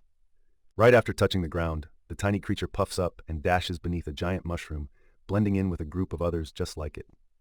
The moment it disappears under the mushrooms, a bunch of similar creatures pop out, calling and making noise from the shadows. Yu tries to lighten the mood by asking about old stories. Chito just shrugs it off, figuring it isn't worth getting worked up over the end of the world. Both girls lean closer, watching the small creature still clinging to Chito's coat, not quite ready to relax. Yu chuckles a little, and when Chito asks what's funny, Yu just brushes it off and says it's nothing. Chito quietly tells Yu that the creatures were singing that same sad song they heard before, and both girls get that it isn't just a tune, it's about everything they've lost. She admits the song is really about endings, and the two of them sit together in silence, looking up at the dim, fading marks on the wall. Chito suddenly remembers what a ship is, and blurts out that it's just a vehicle for moving across water, which seems important now. She starts thinking out loud. If ships float, how are you actually supposed to steer one, and do they have any hope of figuring it out? Yu agrees the whole idea sounds tricky, and both girls realize they can't even guess how to control a ship at all. They look around and see only ice. They don't have an actual boat anyway, so there's no obvious way forward. Yu tries to get Chito to solve the problem on the spot, but Chito gets annoyed since the answer isn't nearly as simple as just naming what they need. Chito points out that even if they tried something like melting ice and using a ship, they'd burn up all their fuel way too fast, so that's not happening. Yu suggests a weird idea about mixing things to get water, but Chito's unimpressed and doesn't respond, thinking it's pointless. Chito bluntly says mixing their water with something gross just makes a mess, and even in survival mode, that crosses a line for her. She tells Yu to drop it and focus on real solutions, still muttering under her breath about how annoying the whole conversation is. They come up against a barrier or trench that blocks their path, so the journey stalls out. Stuck at the edge, Chito realizes there's no way across, so she decides they have to double back and look for another path. They put the vehicle in reverse and carefully move away from the drop, driving back toward where they started. Yu asks if they're just going back the way they came, and Chito admits it, both a little frustrated since retracing steps isn't what they wanted. They spot a massive dark tunnel up ahead, which looks like it might offer another way through. Chito checks out the tunnel entrance and admits this could really be their only option, so Yu suggests they take it.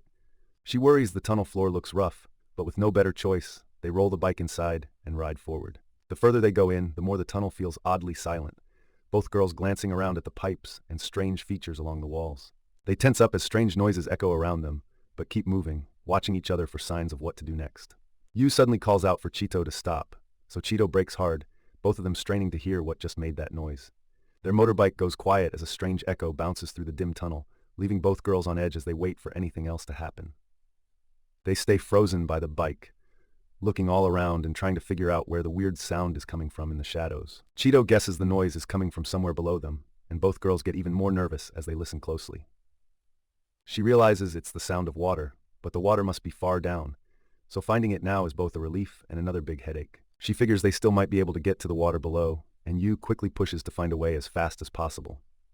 Even though Yu's eager, she signals she understands they need to be careful, so the girls get ready and start heading back toward the edge. When they return to the huge drop, both girls take a long look down and check out what they'll need to do to reach the water. She inspects a rope tied off at the top, eyeing the climb ahead with clear nerves while their gear sits in a pile beside her. One of the girls places her foot against the stone, grabs the rope, and braces herself, about to start climbing down. She grabs the rope and starts climbing down, steady but tense, focused on getting to the water below without slipping.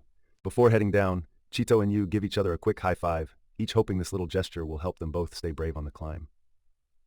Once they've passed over the edge, the top ledge stays empty for a moment. All you hear now is the faint echo from below. Reaching the bottom, Yu and Chito drop their bags and look around, both relieved to be standing on solid ground again. Chito says they've made it safely while Yu flops down and laughs, stretching out as Chito starts organizing their supplies for a break.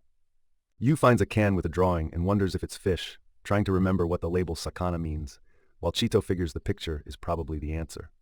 She sounds out the word and guesses it's fish, but Chito isn't so sure, thinking they might be off, and has some doubts.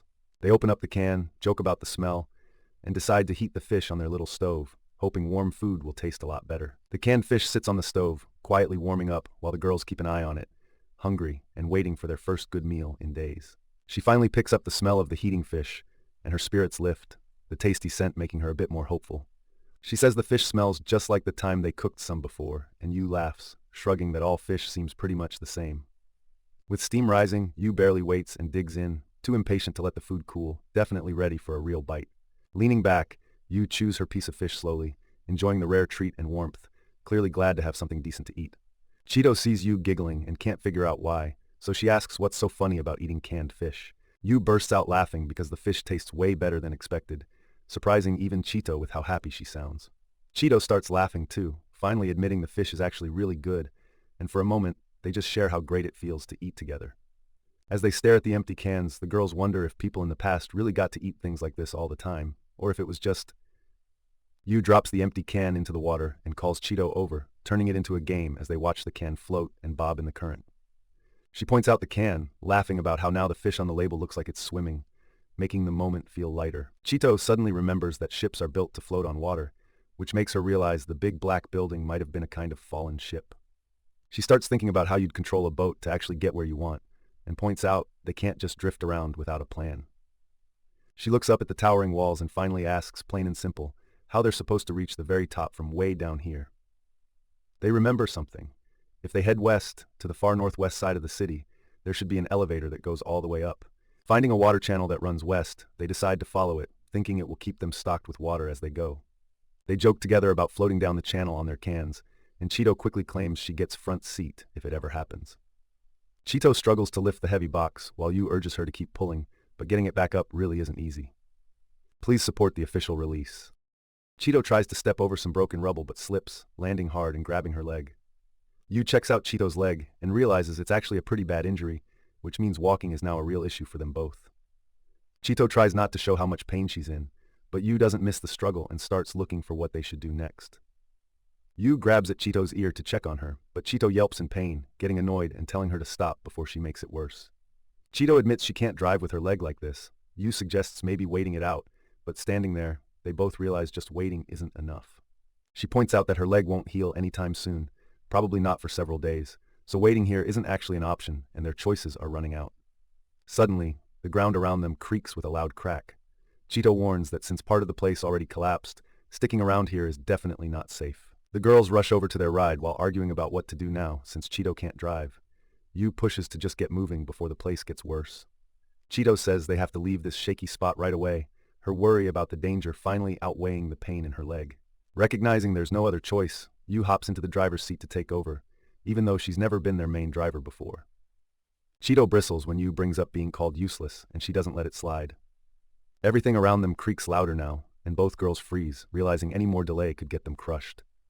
While their vehicle crawls forward over a narrow, sketchy beam, Yu vents that it's just their luck for Chito to get hurt in the worst possible spot.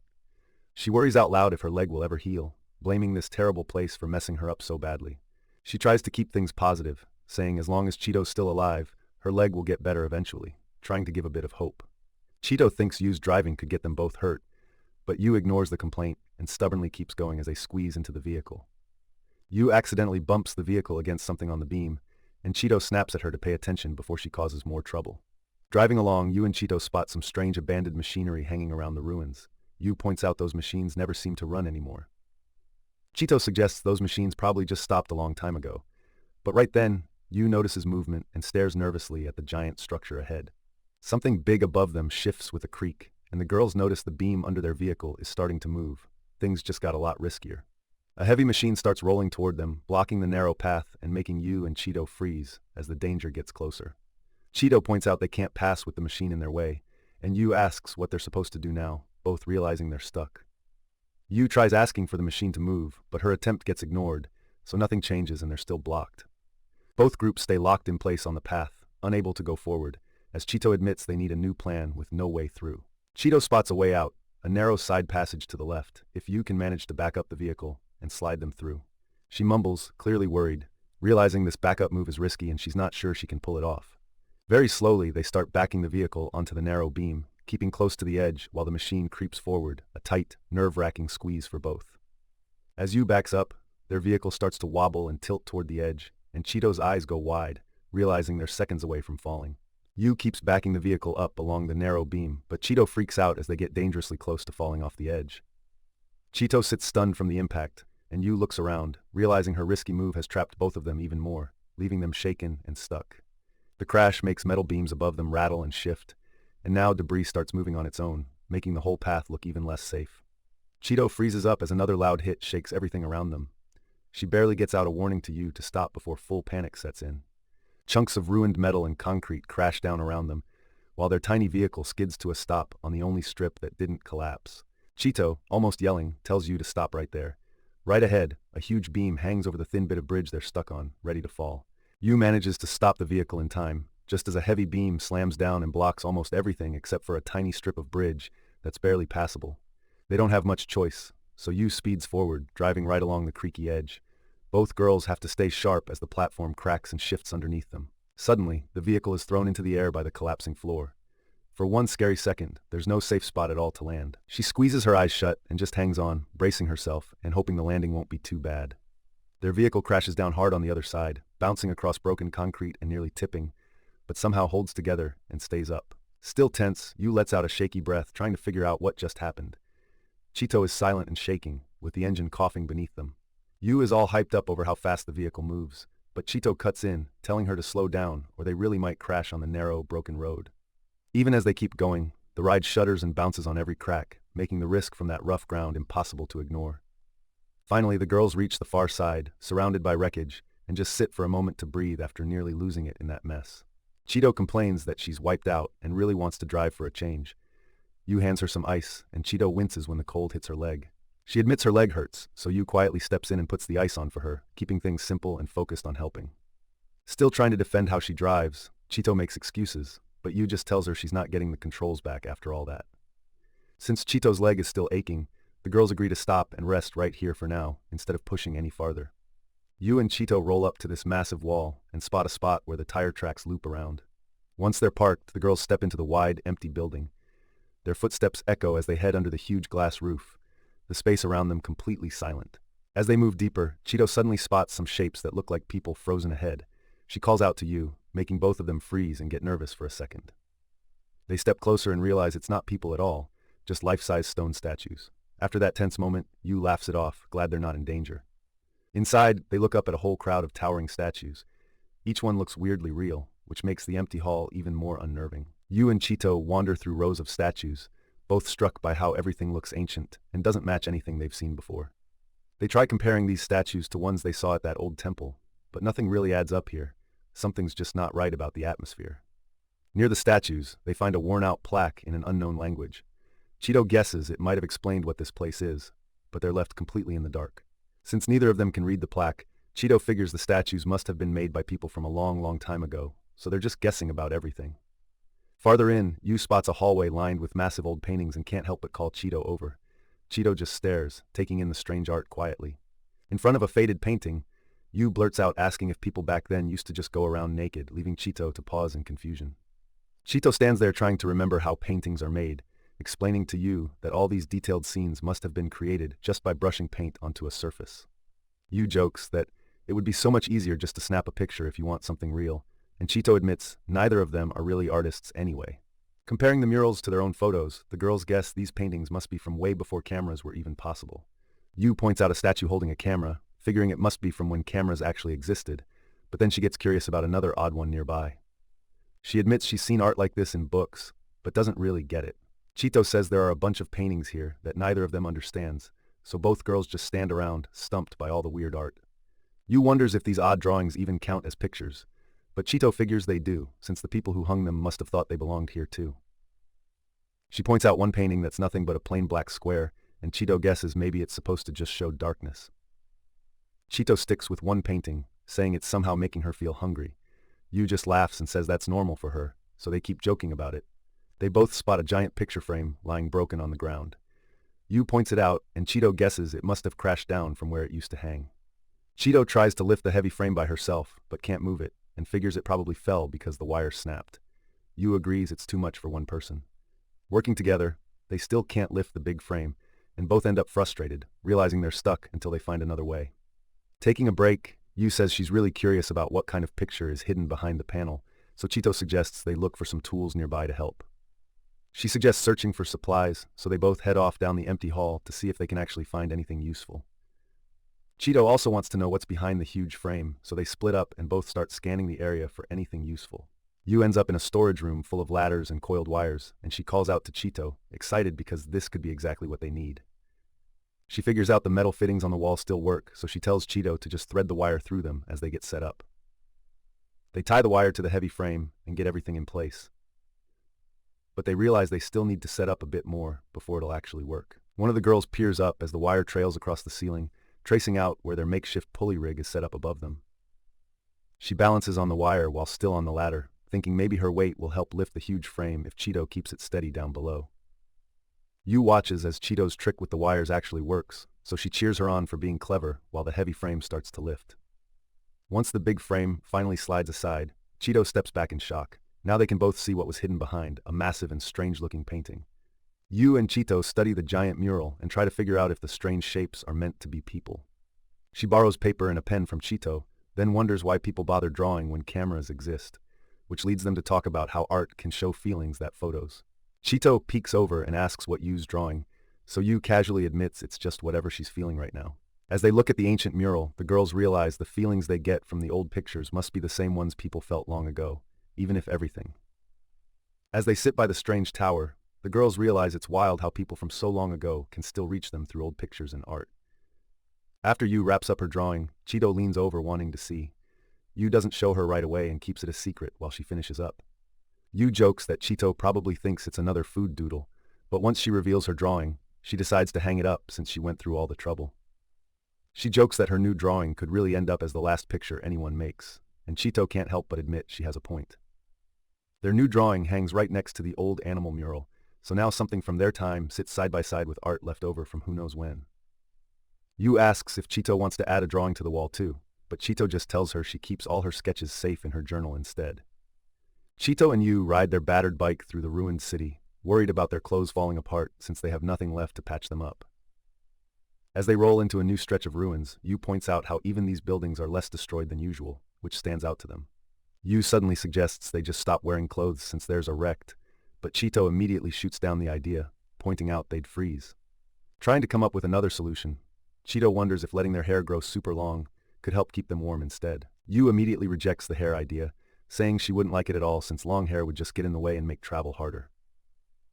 Ignoring the argument for a second, Yu tries to get Chito's attention, while Chito pulls back a curtain, not sure what Yu is so excited about. Both girls freeze when Yu points out something up ahead, a tower shining in the distance, cutting through the battered city skyline.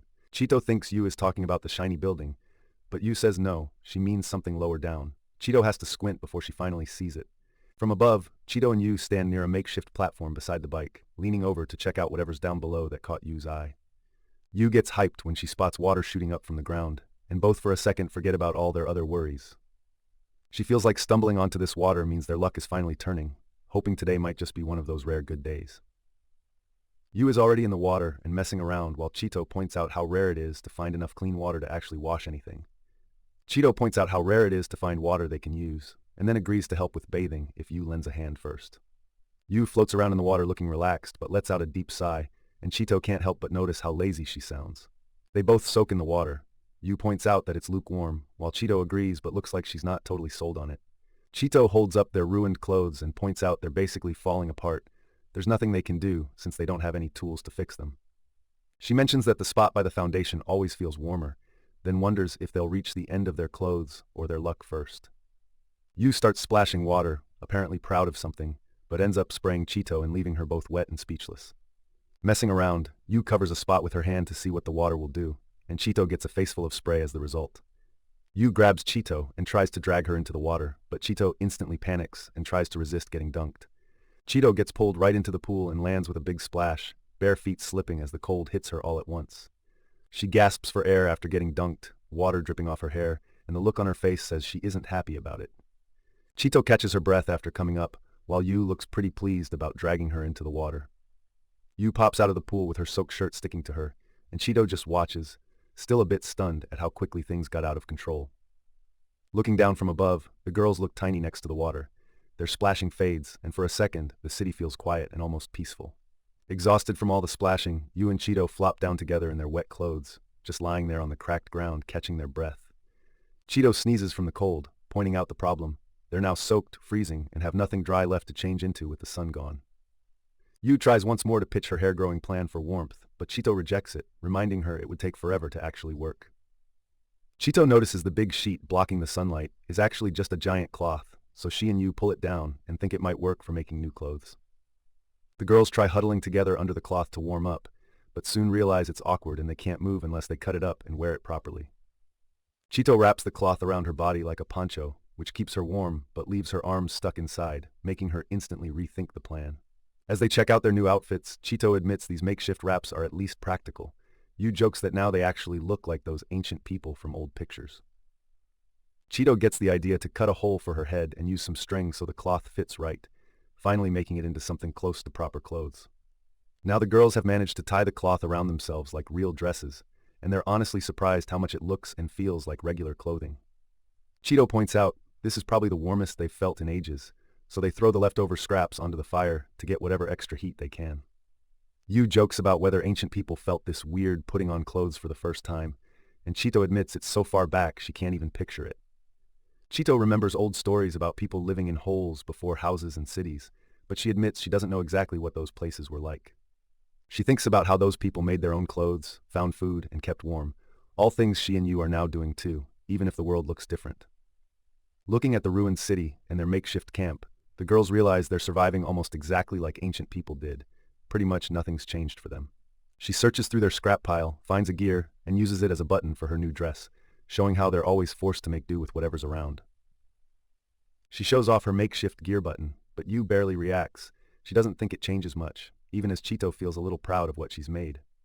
As they walk through the long, empty hallway, Yu wonders out loud if there's actually any world after death, setting off another round of questions neither of them can answer. She looks surprised and asks why Yu is suddenly bringing up life after death, since they were supposed to be focused on their search. Yu shrugs and says it just came to her, but then the mood shifts fast. Chito nearly loses her balance, and Yu has to act quick to steady her. Chito reaches out for Yu, and Yu grabs her arm to stop her from falling, showing how fast things can get risky for them in these old ruins.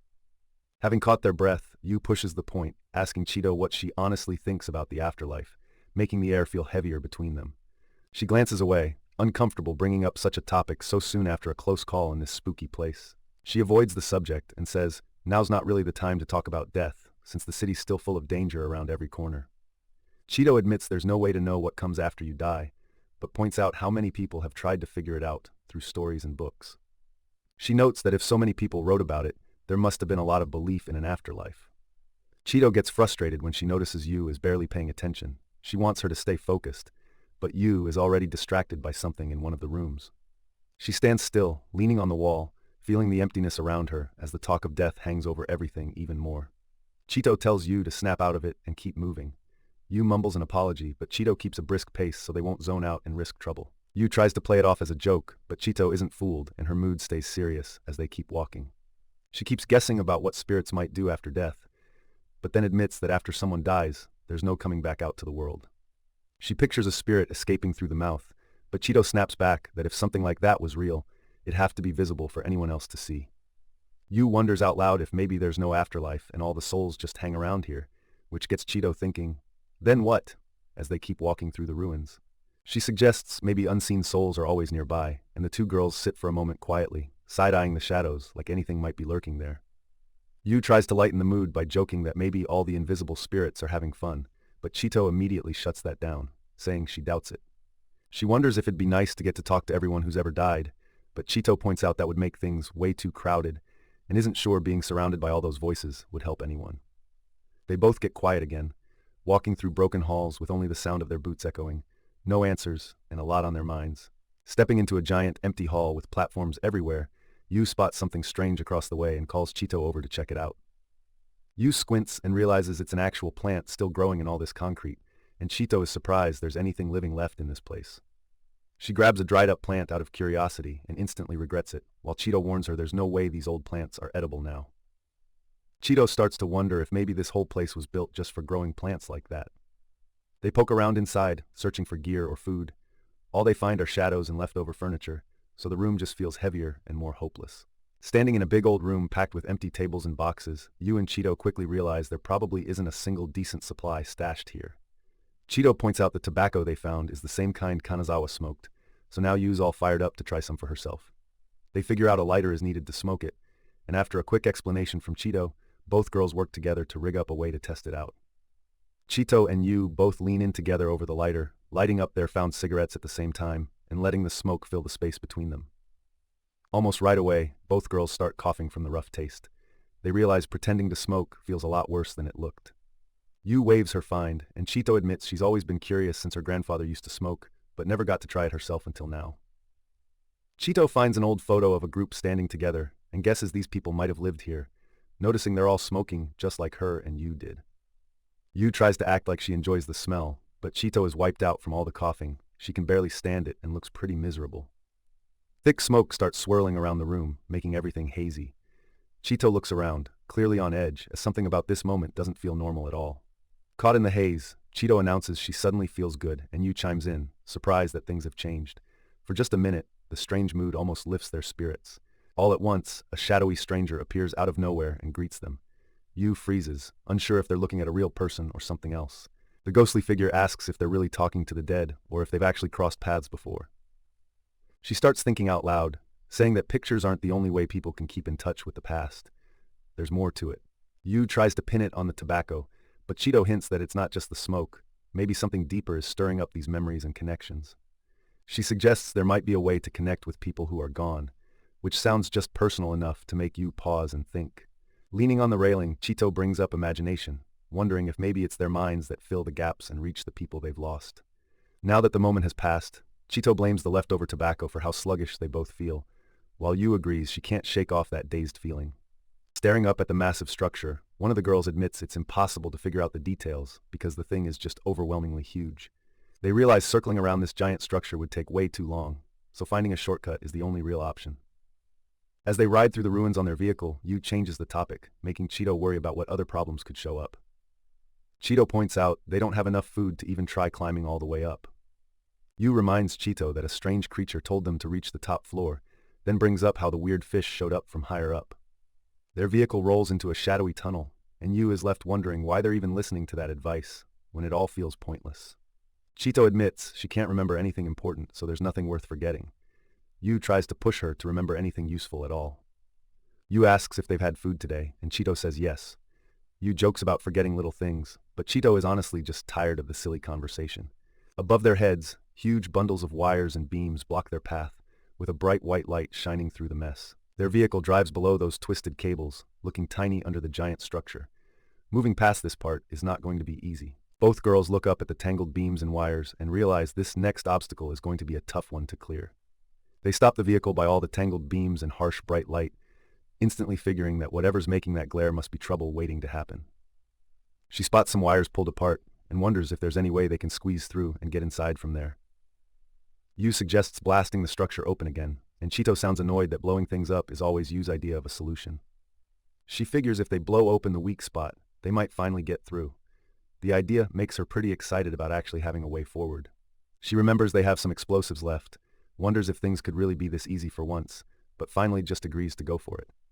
They check their supplies and realize they've only got half their explosives left, since the other half went to saving the fish earlier.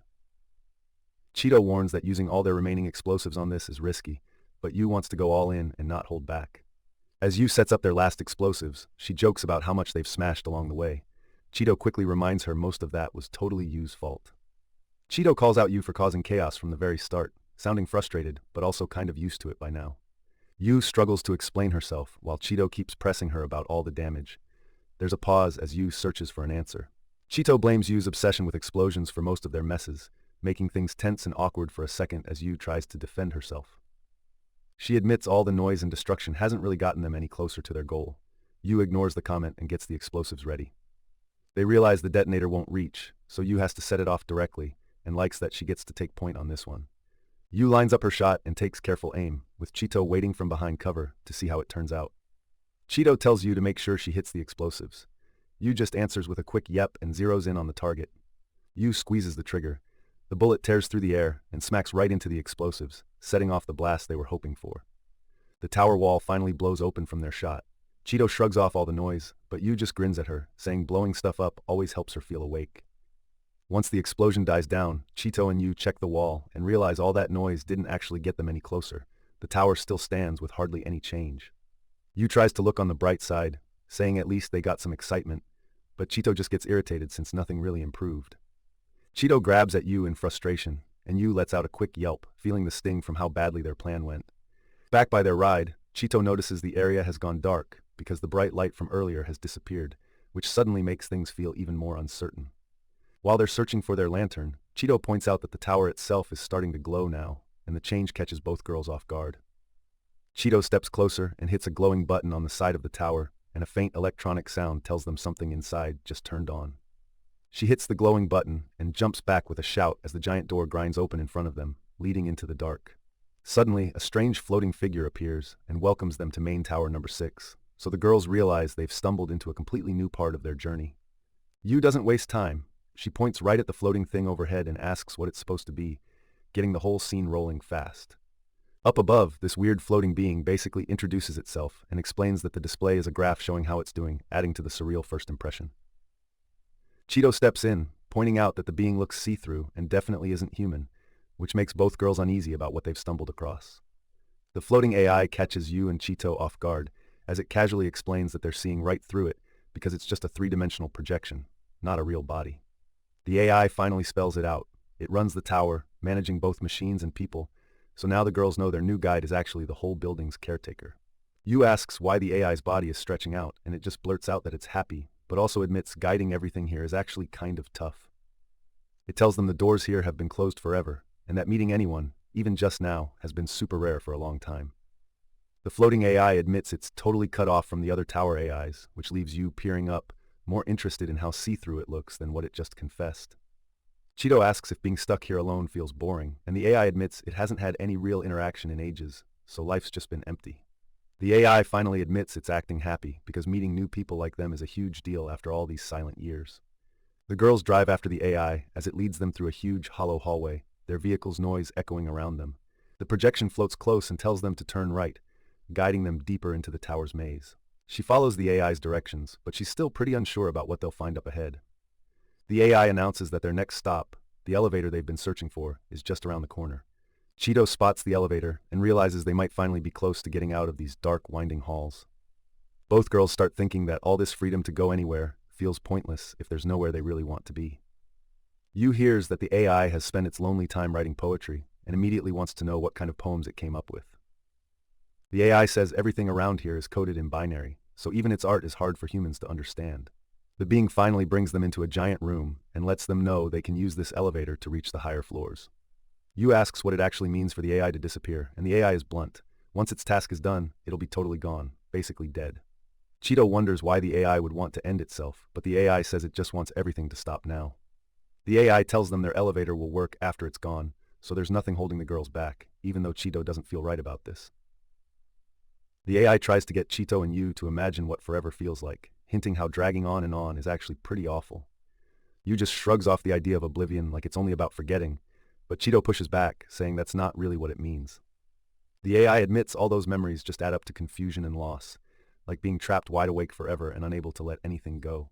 It begs the girls to let it shut down before its reserve power runs out, saying it wants an end now and is ready to be done. Chito realizes that everyone they meet asks for help in some way, and now the AI thanks them for letting it finish, saying its time is up. The AI confesses it wants to pray before shutting down, and reflects that to outsiders, travelers like Chito and Yu seem just as distant as gods. The AI tells Chito and Yu it has always looked after projects that failed, and now it says goodbye for real while the girls listen from below. Chito and Yu stand in the big, echoing room, waiting as the AI moves off toward the center pillar. The giant machine finally starts up, and Yu quietly points out to Chito that it's really working now. Please support the official release.